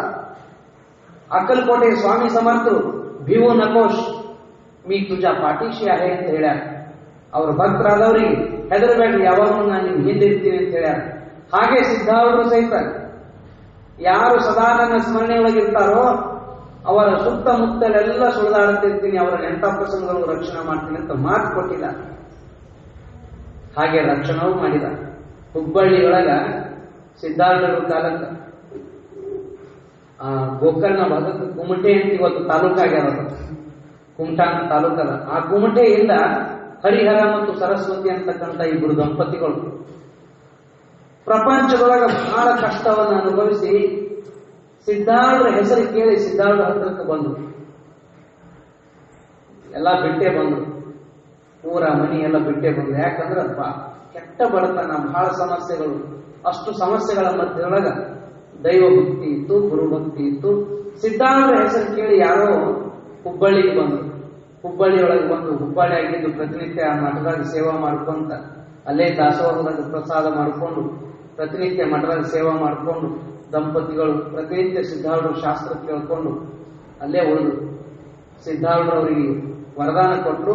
ನಿಶ್ಚಿಂತವಾಗಿರ್ಲಿ, ಏನ್ ಚಿಂತೆ ಮಾಡಬೇಡ್ರಿ, ಆರಾಮ್ ಸೇವಾ ಮಾಡ್ಕೊಂಡಿರ್ರಿ ಅಂತ ಹೇಳಿದ್ರು. ಪ್ರತಿನಿತ್ಯ ಶಾಸ್ತ್ರ ಕೇಳ್ರಿ, ಪ್ರತಿನಿತ್ಯ ನಾಮಸ್ಮರಣೆ ಮಾಡ್ರಿ, ನಿಶ್ಚಿಂತ ಇರ್ರಿ ಅಂತ ಆಶೀರ್ವಾದ ಮಾಡಿದ್ರು. ವರ್ಷಗಳ ಕಾಲ ಅಲ್ಲೇ ಉಳ್ಕೊಂಡ್ರು ಮಠದೊಳಗ. ಒಂದ್ ಸಲ ಆಕಸ್ಮಿಕವಾಗಿ ಅವ್ರ ಊರಿಗೆ ಹೋಗಿ ವಾಪಸ್ ಬರೋ ಪ್ರಸಂಗ ಬರ್ತದೆ. ಹೇ ಗುರುನಾಥ, ನಿನ್ನ ಪಾದೋದಕದ ವಿನಃ ನಾವು ಇವತ್ತಿನ ತನಕ ಪ್ರಸಾದ ಮಾಡಿಲ್ಲ. ವರ್ಷಗಳ ಕಾಲ ಆಯ್ತು, 4-6 ವರ್ಷ ಆಯ್ತು, ಪಾದೋದಕದ ವಿನಃ ನಾವು ಪ್ರಸಾದ ಸ್ವೀಕಾರ ಮಾಡಿಲ್ಲ. ಆದ್ರೆ ಈಗ ಊರಿಗೆ ಹೋಗಿ ಬರುವಂತ ಅನಿವಾರ್ಯ ಪ್ರಸಂಗ ಬಂದದ. ನಿನ್ನ ಕೃಪೆ ಇರಬೇಕು, ಸದಾ ನಿನ್ನ ಆಶೀರ್ವಾದ ಇರಬೇಕು, ನಾವು ಊರಿಗೆ ಹೋಗಿ ಬರ್ತೀವಿ ಎಂದಾಗ ಸಿದ್ಧಾರೂಢರು ಭಯ ಪಡಬೇಡ್ರಪ್ಪ, ನಿಶ್ಚಿಂತವಾಗಿ ಊರಿಗೆ ಹೋಗಿ ನಿಂದೇನು ಕಾರ್ಯಗಳನ್ನು ಮುಗಿಸ್ಕೊಂಡು ಬರ್ರಿ, ಸದಾ ನಾಮಸ್ಮರಣೆ ಮಾಡ್ತಾ ಇರಿ, ನಾಮಸ್ಮರಣೆ ಬಿಡಬೇಡ್ರಿ ಅಂತ ಹೇಳಿ ಕಳಿಸಿದ್ರು. ಕುಮಟಾಕ್ಕೆ ಇವತ್ತು ಹೋಗ್ಬೇಕಾದ್ರೂ ನಾವು ಕಾಡಿನ ಮಧ್ಯದಿಂದನೇ ಹೋಗ್ಬೇಕು. ನಿಮ್ಗೆಲ್ಲ ಗೊತ್ತದ, ಹೋಗಿ ಬಂದವರು ಗೋಕರ್ಣ ಆ ಕಡೆ ಮುರುಡೇಶ್ವರ ಪ್ರವಾಸದವರಿಗೆ ಗೊತ್ತಿರ್ತದೆ. ಈಗನೇ ಹೆಂಗದಾವ ಅಂತಂದ್ರೆ ಅವಾಗ ಹೆಂಗಿರ್ಬೇಕು ರಸ್ತೆಗಳು, ಅವಾಗಿನ ವ್ಯವಸ್ಥೆ ಹೆಂಗಿರ್ಬೇಕು, ಕಾಡಿನ ಮತ್ತು ನಡ್ಕೊಂಡು ಹೋಗ್ಬೇಕು, ಕಾಡಿನ ದಾರಿ ಒಳಗ ನಡ್ಕೊಂಡು ಹೋಗುವಂತ ಪ್ರಸಂಗಗಳು. ಅವಾಗ ಕುಮಟಾಕ್ ಹೋಗಾಗ ದಂಪತಿಗಳಿಬ್ರು ಕಾಡಿನ ಮಾರ್ಗವಾಗಿ ಹೊಂಟಿದ್ರು. ಹೋಗೋ ಕಾಲಕ್ಕೆ ಅನಾಯಾಸವಾಗಿ ಆಕಸ್ಮಿಕ ಅವ್ರ ಮುಂದೆ ಒಂದು ಹುಲಿ ಬಂತು. ಗಂಡ ಹೆಂಡತಿ ಇಬ್ರು ಹೊಂಟಾರ. ಹೋಗ್ತಾ ಗಂಡ ಯಜಮಾನನಾಗಿರ್ತಕ್ಕಂಥವ ಏನೋ ನಿಮಿತ್ತಕ್ಕೆ ಒಂದ್ ಸ್ವಲ್ಪ ಹಿಂದುಳಿದ. ಒಂದ್ ನಿಮಿಷದಷ್ಟೇ ಒಂದಕ್ಕದು ಹೋಗಿರ್ಬೇಕು, ಸ್ವಲ್ಪ ಹಿಂದುಳಿದ, 2 ಹೆಜ್ಜೆ ಹಿಂದೆ ಉಳಿದಿದ್ದ. ಆಕೆ ಹೆಣ್ಮಗಳು ಹಾಗೆ ನಾಮಸ್ಮರಣೆ ಮಾಡ್ಕೊಂತ ಮುಂದೆ ಹೆಜ್ಜೆ ಇಡ್ತಿದ್ದು ಸರಸ್ವತಿ ಬಾಯಿ.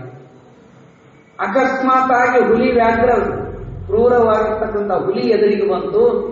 ಇನ್ನೇನು ಸ್ವಲ್ಪ ದೂರದೊಳಗದ. ಯಜಮಾನನು ಎದ್ದು ಬರ್ತಾ ಇದ್ದಾನ, ಅಲ್ಲೇ ಹಿಂದನ ಅದನ. ಯಜಮಾನನಿಗೂ ಆಕೆಗೂ ಅಷ್ಟೇ ಸ್ವಲ್ಪ ಅಂತರದೊಳಗದ. ಅಂತ ಪ್ರಸಂಗದೊಳಗೆ ಇನ್ನೇನು 1 ಸಲ ಬೇಡ 2 ಸಲ ಜಿಗದ್ರೆ ಆ ಹುಲಿ ನೇರವಾಗಿ ಆಕೆಯ ಮೇಲೆ ನಿಲ್ಲಬೇಕು, ಆಕೆಯ ಪ್ರಾಣವನ್ನ ಹರಣ ಮಾಡಬೇಕು ಅಂತ ಪ್ರಸಂಗದ. ಹುಲಿಯನ್ನ ಏನು ಎದುರಿಗೆ ಕಂಡು ಕೂಡಲೇ ಗಾಬರಿ ಆದ ಗಂಡ ಹೆಂಡತಿ ಇಬ್ರು. ಗಂಡ ಹೆಂಡತಿ ಸಮೀಪಕ್ಕೆ ಓಡಿ ಬರ್ತಾ ಇದ್ದಾನ. ಹೆಂಡತಿ ನಿಂತಲ್ಲೇ, ಹೇ ಪರಮಾತ್ಮ, ಸಿದ್ಧಾರೂಢ ರಕ್ಷಣೆ ಮಾಡು ನೀನೆ ಅಂತ ಏನು ಸಿದ್ಧಾರೂಢ ಹೆಸರು ಉಚ್ಚಾರ ಮಾಡೋದ್ರೊಳಗ ನೋಡಿ ಭಯಗೊಂಡಿರ್ತಕ್ಕಂಥ ಹೆಣ್ಮಗಳು ಮೂರ್ಛಾಗತರಾಗಿ ಬೀಳುತ್ತಿರ್ತಾರ. ಅಲ್ಲಿ ಎಲ್ಲಿ ಹುಬ್ಬಳ್ಳಿಯೊಳಗಿರ್ತಕ್ಕಂಥ ಸಿದ್ಧಾರೂಢರು ಆ ಗುಮ್ಮಟೆಯ ಕಾಡಿನೊಳಗೆ ಪ್ರತ್ಯಕ್ಷ ಆಗಿ ಆಕೆ ಬೀಳುವಂತ ಹೆಣ್ಮಗಳಿಗೆ ಬೆನ್ನಿಗೆ ಆಧಾರವಾಗಿ ಒಂದು ಕೈ ಹಿಡಿತಾರ, ಆ ಹುಲಿಗೆ ಒಂದು ಕೈಯಿಂದ ತಡಿತಾರ. ಆ ಕ್ಷಣಕ್ಕ ಕ್ರೂರ ಮೃಗವಾಗಿರ್ತಕ್ಕಂಥ ಹುಲಿ ಅಲ್ಲೇ ನಿಂತು ಬಿಡುತ್ತದೆ ಶಾಂತವಾಗಿ. ಯಜಮಾನ ಬಂದು ತನ್ನ ಹೆಂಡತಿಯನ್ನು ಕೈ ಹಿಡ್ಕೊಂಡು ಗುರುಗಳು ಬಂದದ್ದು ನೋಡಿ, ಯಪ್ಪ ಹುಬ್ಬಳ್ಳಿಯೊಳಗಿದ್ದು ಇಲ್ಲಿ ಹೇಗೆ ಪ್ರತ್ಯಕ್ಷ ಆದಿ ಗುರುನಾಥ ಅಂತ ಕೇಳೋದ್ರೊಳಗ, ಭಯ ಪಡಬೇಡಪ್ಪ, ಅದು ಏನೂ ಮಾಡೋದಿಲ್ಲ ಹುಲಿ, ಅದು ಸಾಧು ಪ್ರಾಣಿ ಐತಿ, ಅದ್ರ ಪಾಡಿಗೆ ಅದು ಹೋಗ್ತದೆ, ನಿನಗೇನೂ ಮಾಡೋದಿಲ್ಲ, ಭಯ ಪಡಬೇಡ ಅಂತ ಅವನ ತಲೆ ಮೇಲೆ ಕೈಯಾಡಿಸಿ ಆಕೆಗೆ ಸರಸ್ವತಿ ಬಾಯಿ ತಲೆ ಮೇಲೆ ಕೈ ಇಟ್ಟಾಗ ಆಕೆ ಪುನಃ ಎಚ್ಚರಿಕೆ ಆಗ್ತದ. ಆ ಹುಲಿ ಸಿದ್ಧಾರೂಢರ ಮುಂದೆ ಪಾದಕ್ಕೆ ಹಣಿ ಹಚ್ಚಿ ಕಾಡಿನೊಳಗೆ ಹೋಗಿಬಿಡ್ತದೆ. ಕಾಡಿನೊಳಗೂ ರಕ್ಷಣೆ ಆಯಿತು. ಹೋಗುವಾಗ ಹೋದಂತ ಹುಲಿ ವಾಪಸ್ ದಂಪತಿಗಳು ಊರಿಗೆ ಹೋಗಿ ತಮ್ಮ ಕಾರ್ಯ ಮುಗಿಸ್ಕೊಂಡು ಮತ್ತೆ ಹುಬ್ಬಳ್ಳಿಗೆ ಬರ್ಬೇಕಾದ್ರ ಅದೇ ಹುಲಿ ಅದೇ ದಾರಿ ಒಳಗೆ ನೋಡ್ತಾರ. ಗುರುನಾಥ ಒಂದ್ ಸಲ ಏನು ರಕ್ಷಣೆ ಮಾಡ್ಯಾನ, ಈ ಸಲ ಹೆಂಗ ನೋಡುದಂತ ಭಯಗ್ರಸ್ತರಾಗಿರ್ತಕ್ಕಂಥ ದಂಪತಿಗಳು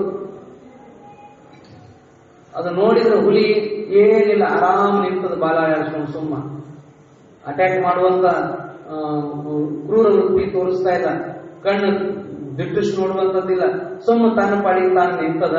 ಈ ದಂಪತಿಗಳು ಹೆದರಿ ಬಂದು ಸಮೀಪದೊಳಗ ಇನ್ನು ಹೆಜ್ಜೆ ಇಟ್ಕೊಂತ ಮುಂದೆ ಹೋಗ್ಬೇಕು ನಿಂದಿರ್ಬೇಕು ಅಂತ ನೋಡುವಾಗ ಇವ್ರ ಕಡೆಗೇನೆ ಬರ್ತಿತ್ತು ಹುಲಿ ಇವ್ರ ಕಡೆಗೇನೆ ಬಂದು ಬಾಲ ಅಲ್ಲಾಡಿಸ್ಕೊಂತ ಬಂದು ಇವರಿಗೆ ನೋಡಿ ತಿರುಗಿ ದಾರಿ ಹೊಂಟ ಹೊಂಟು. ಅಂದ್ರೆ ಬರೀ ನೀವು ದಾರಿ ತೋರಿಸ್ತೀನಿ ನಿರ್ಭಯರಾಗಿದೆ ಅನ್ನುವಂಗ ಅದೇ ದಾರಿ ಒಳಗೆ ಇವರು ಮುಂದೆ ಹುಲಿ ನಡೀತಿತ್ತು. ಇವ್ರು ಹಿಂದಿಂದ ಹೆಜ್ಜೆ ಇಟ್ಕೊಂತ ಬರ್ತಿದ್ರು. ಊರಿನ ಸಮೀಪ, ಇನ್ನು ನಗರ ಪ್ರದೇಶ ಸಮೀಪ ಬಂದ ಕೂಡಲೇ ಆ ಹುಲಿ ಇವ್ರ ಕಡೆ ನೋಡಿ ಹಣಿ ಹಚ್ಚಿ ನಮಸ್ಕಾರ ಮಾಡಿ ಕಾಡಿನೊಳಗೆ ಹೋಗಿಬಿಡು.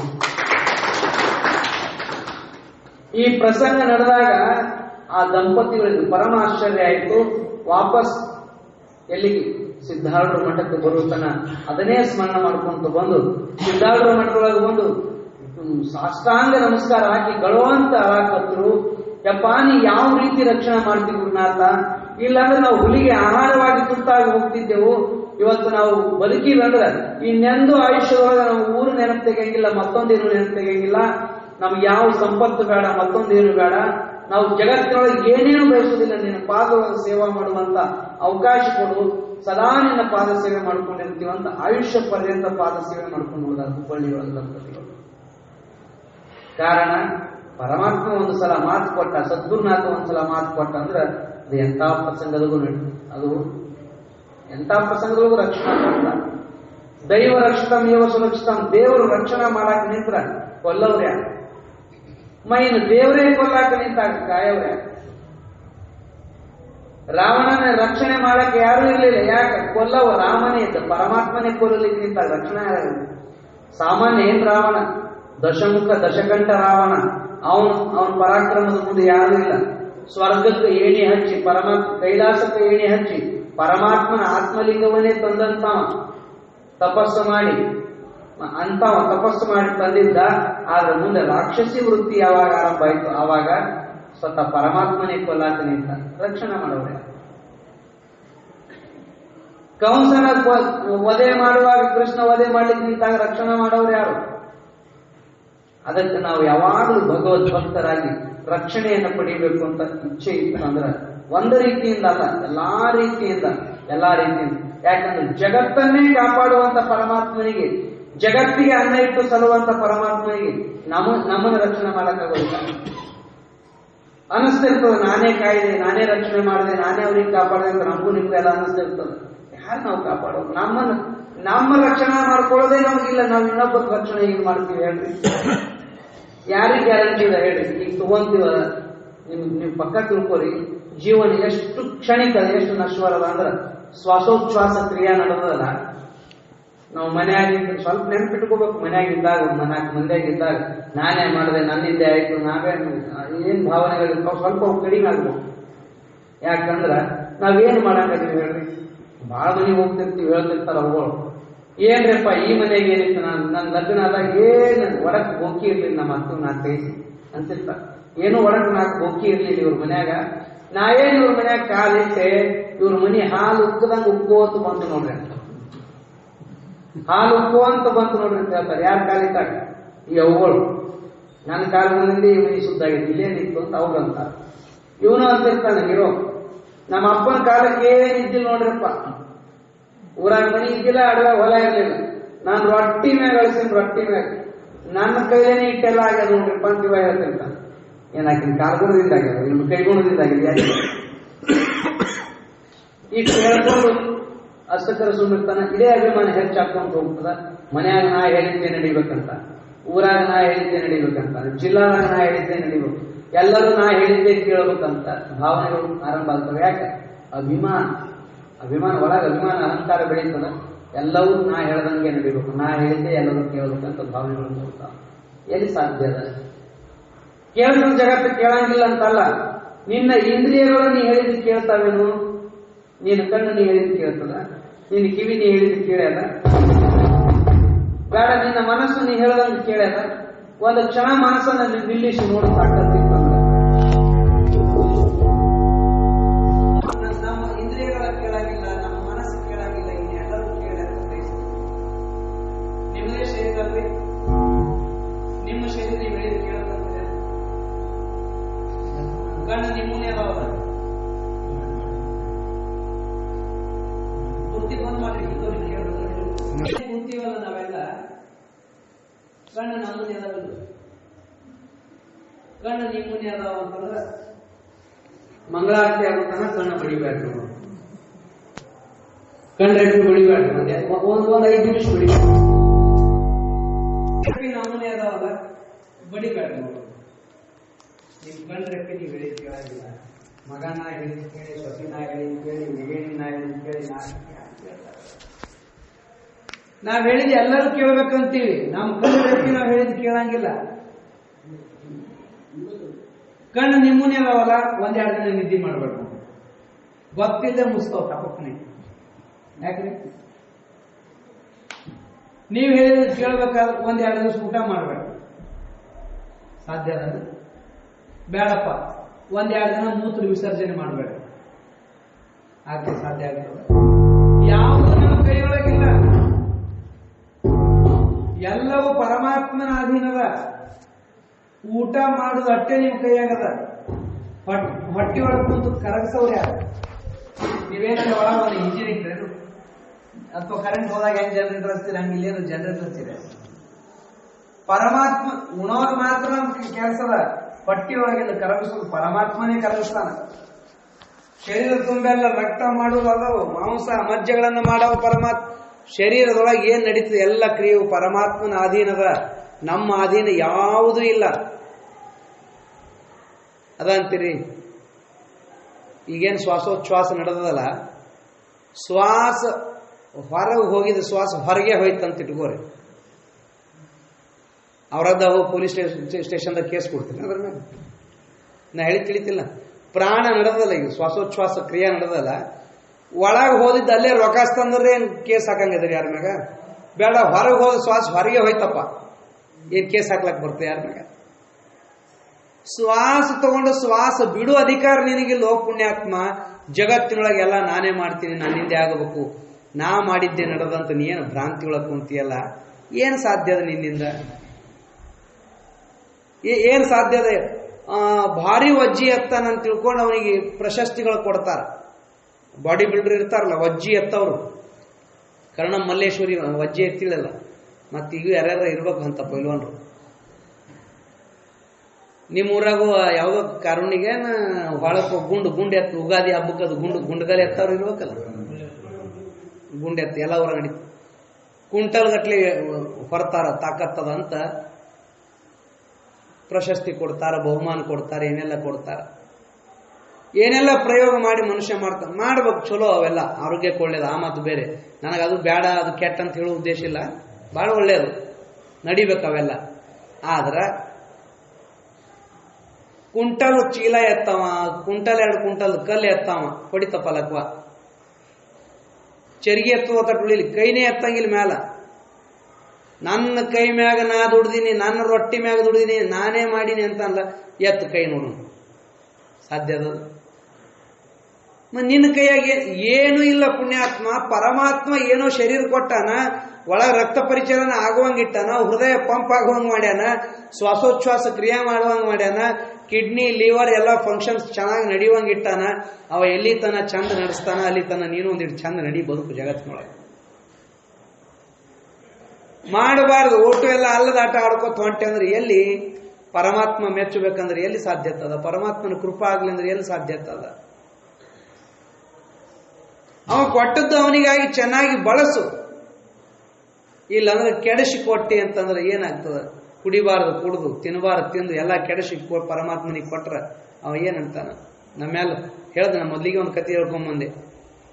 ರೇಷ್ಮೆ ಸೀರೆ ಉಟ್ಕೊಂಡು ಹತ್ತಿ ಬಿಡಿಸ್ಲಕ್ಕ ಹೋದವ್ರ ಗತಿ ನಮ್ಮ ಕತಿ ಆಗ್ತದೆ ಅಷ್ಟೇ. ಅದಕ್ಕಾಗಿ ಭಗವಂತನಿಗೆ ಒಂದೀಟು ನಮ್ಮಲ್ಲಿರುವ ಪ್ರೇಮವನ್ನು ಅರ್ಪಣೆ ಮಾಡುವುದ, ಭಗವಂತನಿಗೆ ಬೇಕಾಗುವ ಬದುಕು, ಸಾರ್ಥಕ ಬದುಕು ಬದುಕಬೇಕಾಗ್ಯದ. 4 ಜನರು ಹೌದಂತಾರೋ ಇಲ್ಲೋ ಗೊತ್ತಿಲ್ಲ, ಸಂತರ ಹೌದನ್ಬೇಕು. ನಮ್ಮ ಬದುಕು ಹೆಂಗಿರ್ಬೇಕಂದ್ರೆ ಶಾಂತ ರಸೆದು ಅಹುದೆಂದು ಬಣ್ಣಿಸುವ ವರ್ತನವನ್ನು ಬೇಡುವೆನೋ ಭಾವ ಅಂತ ನಿಜಗೊಂಡ್ರು ಕೇಳಿದಾರ. ನಮ್ಮ ಬದುಕು ಹೆಂಗಿರ್ಬೇಕಂದ್ರೆ ಸಂತರು ಮಹಾತ್ಮರು ಹೌದಂತ ಅಂದಿರ್ಬೇಕು, ಹಂಗಿರ್ಬೇಕು. ಸಂತರು ಮಹಾತ್ಮರು ಹೌದು ಅನ್ಬೇಕಂದ್ರೆ ಹೆಂಗ್ರಿ? ನಿಮ್ಮ ಮನೆಗೆ ಬಂದು ಪ್ರಶಸ್ತಿ ಕೊಡ್ಬೇಕ? ಹಂಗಿಲ್ಲ. ಸಂತರು ಹೇಳಿದ ಸೂತ್ರಗಳನ್ನ ಬಳಸಿ ಬದುಕಬೇಕು. ಕಳಬೇಡ, ಕೊಲಬೇಡ, ಹುಸಿಯ ನುಡಿಯಲು ಬೇಡ, ಅನ್ಯರಿಗೆ ಅಸಹ್ಯ ಪಡಬೇಡ, ತನ್ನ ಬಣ್ಣಿಸಬೇಡ, ಇದರ ಹಳಿಯಲು ಬೇಡ. ಇದೇ ಅಂತರಂಗ ಶುದ್ಧಿ, ಇದೇ ಬಹಿರಂಗ ಶುದ್ಧಿ, ಇದೇ ಕೂಡಲ ಸಂಗಮ ದೇವನು ಒಲಿಸುವ ಪರಿ. ಆ ಪರಮಾತ್ಮನಿಗೆ ಒಲಿಸುವಂತ ಪರಿ ಯಾವುದಂದ್ರೆ ಇದು, ಅದು ನೋಡಿ, ಸಪ್ತ ಸೂತ್ರಗಳು. ಹಂಗ ಬದುಕೋದು. ಕಳತನ ಮಾಡ್ಲಾರ್ದಂಗ, ಬರೇ ಮಂದಿ ಸಾಮಾನು ಕಳತನ ಮಾಡ್ಲಾರ್ದಂಗ ಅಲ್ಲ, ಮನಸ್ಸಿನೊಳಗೆ ಸಹಿತ ಆ ಬುದ್ಧಿ ಬಂದಿರಬಾರ್ದು, ಭಾವದೊಳಗೂ ನಡೆದಿರಬಾರ್ದು. ಕೊಲಬೇಡ, ಹುಸಿಯ ನುಡಿಯಲು ಬೇಡ, ಸುಳ್ಳು ಹೇಳಲಾರ್ದಂಗ. ಹುಸಿಯ ನುಡಿಯಲು ಬೇಡ. ನಾ ಎಂತ ಸುಳ್ಳು ಹೇಳಬೇಡ ಅಂದಾರ ತಿಳ್ಕೊಂಡು ಸರ್ಕಲ್ದಾಗ ಒಂದು ಆಕಳ ಹೊಂಟಿತ್ತು, ಹಿಂದೆ ಕಟಕ್ ಬೆನ್ನ ಹತ್ತಿದ್ದ. ಈಗ ಸುಳ್ಳು ಹೇಳ್ತೀರಿ ಬಿಡ್ತೀರಿ? ಬಸವಣ್ಣವ್ರು ಸುಳ್ಳು ಹೇಳಬೇಡ ಅಂದಾರ ಅಂತ ತಿಳ್ಕೊಂಡು ಆಕಳ ಈ ಕಡೆ ಹೋಯ್ತಂದ್ರ ಆಕಳಕ್ಕೊಂದು ಪಾಪ ನಿಮ್ಮ ಪದರಾಗ ಬರ್ತದೆ. ಸುಳ್ಳು ಹೇಳಿದ್ರ ಪಾಪ ಬರ್ತದೆ. ಹೆಂಗ್ ಮಾಡ್ಬೇಕು? ಅಂತ ಪ್ರಸಂಗಗಳಲ್ಲಿ ಯಾವುದು ಸುಳ್ಳು ಹೇಳಿದ್ರು ಧರ್ಮ ಕಾರ್ಯಕ್ಕಾಗಿ ಇರ್ತದೋ ಅಂತ ಪ್ರಸಂಗದಾಗ ಹೇಳಿ ನಡೀತದಂತಾರ. ಆಕಳು ಒಂದ್ ಕಡೆ ಹೋದ್ರೆ ನೀ ಬೇರೆ ದಾರಿ ತೋರಿಸು, ನಡೀತದ. ಯಾಕ? ಒಂದು ಜೀವ ಹತ್ಯೆ ಆಗುವಂತ ದೋಷ ನಿವಾರಣೆ ಆಗ್ತದೆ, ಒಂದು ಪ್ರಾಣಿಯ ವಧೆ ಆಗೋದು ನಿಲ್ತದೆ. ಅದಕ್ಕಿಂತ ಆ ಸುಳ್ಳು ಹೇಳಿದ ಪಾಪದಕ್ಕಿಂತ ಇದು ಹೆಚ್ಚಿನ ಪಾಪ ಆಗ್ತದೆ ಅಂತ ಪ್ರಸಂಗದಾಗ ಹೇಳು. ಯಾರಿಗಾದ್ರೂ ರಕ್ಷಣೆ ಆಗ್ತಿತ್ತು, ಯಾರಿಗೋ ಉಪಕಾರ ಆಗ್ತಿತ್ತು, ಯಾರಿಗೋ ಒಳ್ಳೇದಾಗ್ತಿತ್ತು, ಅಂತ ಪ್ರಸಂಗದಾಗ ಒಂದು ಛೋಟಾ ಮೋಟಾ ಸುಳ್ಳು ಹೇಳಿ ನಡೀತದೆ. ಆದ್ರೆ ಪ್ರತಿ ಕ್ಷಣ ಸುಳ್ಳು ಹೇಳ್ಕೊಂತಾನೆ ಬದುಕಿದ್ರೆ ಅದು ಬದುಕಲ್ಲ. ಆ ಕಾರಣಕ್ಕಾಗಿ ಬಸವಣ್ಣವ್ರು ಹೇಳಿದ್ರು, ಕಲಬೇಡ, ಕೊಲಬೇಡ. ಬರೀ ಇದು ಒಂದು ವಚನನೇ ತಗೊಂಡ್ರ ಒಂದು ತಿಂಗಳ ಪ್ರವಚನ ಆಗ್ತದೆ, ಅಷ್ಟು ವಿಷಯ ಇರ್ತದೆ. ಸುಮ್ಮನೆ ಈಗ ನೆನಪಾಗ್ಯದಂತ ಬಾಯಿಂದ ಉಚ್ಚಾರ ಮಾಡದಂಗ. ಕಳಬೇಡ, ಕೊಲಬೇಡ, ಹುಸಿಯ ನುಡಿಯಲು ಬೇಡ. ವಚನ ಎಲ್ಲರಿಗೂ ಭಯಪಟ್ಟದ, ಎಲ್ಲರಿಗೂ ಬರ್ತದೆ, ಎಲ್ಲರಿಗೂ ಕಂಠಸ್ತದ. ಆದ್ರೆ ವಚನ ಕಂಠಸ್ತಿದ್ದ ಮಾತ್ರಕ್ಕೆ ಏನು ಪ್ರಯೋಜನ ಆಗೋದಿಲ್ಲ. ಆ ವಚನದಂತೆ ಎಂದು ನಾವು ಬದುಕಾಕ ಆರಂಭ ಮಾಡ್ತೀವಿ, ಆವಾಗ ನಮ್ಮ ಜೀವನ ಸಾರ್ಥಕ ಆಗ್ತದೆ. ಹಾಗೆ ಸಂತರು ಶರಣರು ಹೇಳಿದ ರೀತಿಯಲ್ಲಿ, ಮಹಾತ್ಮರಿಗೆ ಬೇಕಾಗುವ ರೀತಿಯಲ್ಲಿ ಬದುಕಬೇಕಾಗಿತ್ತಂದ್ರೆ ಶಾಂತ ರೊಸೆದು ಅಹುದೆಂದು ಬಣ್ಣಿಸುವ ವರ್ತನವನ್ನು. ಸಂತರು, ಜ್ಞಾನಿಗಳು, ತಿಳಿದವರು, ಬಲ್ಲವರು, ಗುರುಗಳು, ಹಿರಿಯರು, ಹೌದಪ್ಪ ಅವನು ಜೀವನ ಸಾರ್ಥಕದಪ್ಪ, ಅವನು ಬಹಳ ಉತ್ತಮ ರೀತಿಯಿಂದ ಬದುಕ್ಯಾನಪ್ಪ ಅಂತ ಹಿರಿಯರು ಸರ್ಟಿಫಿಕೇಟ್ ಕೊಡಬೇಕು, ಗುರುಗಳು ಹೌದನ್ಬೇಕು, ಸಂತರು ಶರಣರು ಅನುಭಾವಿಗಳು ಹೌದನ್ಬೇಕು. ಹಂಗ ಬದುಕಿದ್ದೇ ಆದಲ್ಲಿ ಆ ಬದುಕು ಸಾರ್ಥಕ ಆಗ್ತದ. ಅಂತ ಬದುಕು ನಮ್ದಾಗಬೇಕು. ಕಡೆಗೆ 100ಕ್ಕೆ 100 ಮಾರ್ಕ್ಸ್ ತಗೊಳಕ್ಕಾಗಿಲ್ಲ ಅಂದ್ರು 90, 90, 80, 70, 60 ಅಷ್ಟರೇ ಇರಬೇಕು. ಪೂರಾ ಕೆಳಗೆ ಬರೋದಾಗಬಾರ್ದು. ಆ ರೀತಿಯಾದ್ರೂ ಬದುಕಬೇಕು. ಕಲಿಯುಗದ ರೀ ಈಗ ನಮಗೆ 100ಕ್ಕೆ 100 ಬದುಕಾಗಂಗಿಲ್ರಿ. ಆಯ್ತಪ್ಪ, ಸ್ವಲ್ಪ ಎಷ್ಟು ಸಾಧ್ಯನೋ ಅಷ್ಟು ಉನ್ನತಿಯ ಕಡೆಗೆ ಹೋಗು, ಅವನತಿ ಕಡೆಗೆ ಹೋಗಬೇಡ. ಎಷ್ಟಾಯ್ತಷ್ಟು ಮ್ಯಾಲ ಹೆಜ್ಜೆ ಇಡ್ಲಕ್ಕೆ ಹೋಗು. ಎಷ್ಟಾಯ್ತಷ್ಟು ಭಗವಂತನಿಗೆ ಬೇಕಾದ ಬದುಕು. ಬ್ಯಾಡಾದ ಬದುಕುವುದು ಅರ್ಥ ಇಲ್ಲ. ಆ ಕಾರಣಕ್ಕಾಗಿ ಮನುಷ್ಯ ಇದೊಂದು ಉತ್ತಮ ಜನ್ಮವನ್ನು ಕೊಟ್ಟಿದ್ದಾನ ಭಗವಂತ. ಈ ಜನ್ಮ ಹೆಂಗ ಸಾರ್ಥಕ ಪಡಿಸ್ಕೋಬೇಕು ಅಂತ ಹಗಲು ರಾತ್ರಿ ಜಾಗೃತಿ ಇರಬೇಕಾಗ್ತದೆ. ಯಾಕಂದ್ರೆ ನಮಗ ಗೊತ್ತಿಲ್ಲದೆ ನಮ್ಮ ಮನಸ್ಸು ಎಲ್ಲಿಗೋ ಕರ್ಕೊಂಡು ಹೋಗ್ತದ. ಮನಸ್ಸಿನ ಬೆನ್ನು ಹತ್ತಿ ಬದುಕು ನಮ್ದು ಆಗಬಾರದು. ಯಾಕೆ? ಮನಸ್ಸು ಅಷ್ಟು ಚಂಚಲ, ಅತ್ಯಂತ ಚಂಚಲ, ಅದರಷ್ಟು ಸ್ಪೀಡ್, ಅದರಷ್ಟು ವೇಗ ಅದೇ ಅದು.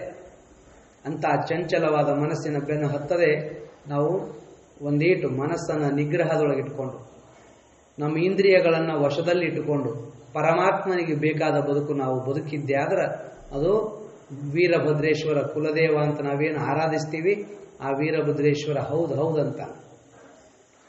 ನಾವು ಯಾವ್ಯಾವ ದೇವರಿಗೆ ಆರಾಧನೆ ಮಾಡ್ತೀವಿ ಆ ದೇವರು ಹೌದು ಅಂತ ನಮ್ಮನ್ನು ಒಪ್ಕೊಂತಾನ. ನಮ್ಮ ಜೀವನಕ್ಕೆ ರಕ್ಷಣೆ ಕೊಡ್ತಾನ. ನಮ್ಮ ಜೀವನದೊಳಗೆ ಎಂದು ಕುಂದು ಕೊರತೆಗಳು ಬರಲಾರ್ದಂಗ ಕಾಪಾಡ್ತಾನ. ಪ್ರತಿ ಪ್ರಸಂಗಗಳಲ್ಲಿಯೂ ನಮ್ಮನ್ನು ರಕ್ಷಣೆ ಮಾಡ್ತಾನ. ಯಾಕಂದ್ರೆ ಇವ ನಮ್ಮವ ಅನ್ನುವ ಭಾವ ಭಗವಂತನಿಗೆ ಬರಬೇಕು. ಹೆಂಗ ನಾವು ಯಾರ್ಯಾರೋ ನಮ್ಮವ ಅನ್ಲಿ ಅಂತ ನಾವು ಪ್ರಯತ್ನ ಮಾಡ್ತೀವಿ ಜಗತ್ತಿನೊಳಗೆ. ಯಾರು ನಮ್ಮವ ಅಂದ್ ಏನಾಗುದದ? ಪರಮಾತ್ಮ ಒಂದು ಸಲ ಇವ ನಮ್ಮವ ಅಂದ್ರ ನಮ್ಗೇನ್ ಕೊರತೆ ಇರ್ತದೆ ಹೇಳ್ರಿ? ಹಾಗ ಭಗವಂತನಿಗೆ ಬೇಕಾಗಿ ಪರಮಾತ್ಮ ಇವ ನಮ್ಮವ ಅನ್ನುವಂಗ ನಾವು ಬದುಕಲಿಕ್ಕೆ ಏನ್ ಬೇಕೋ ಆ ರೀತಿಯ ಬದುಕು ನಮ್ದಾಗಬೇಕು ಅಂತ ಹೇಳ್ತಾ ನನ್ನ ಮಾತಿಗೆ ವಿರಾಮ ಹೇಳುವಂಥದ್ದು.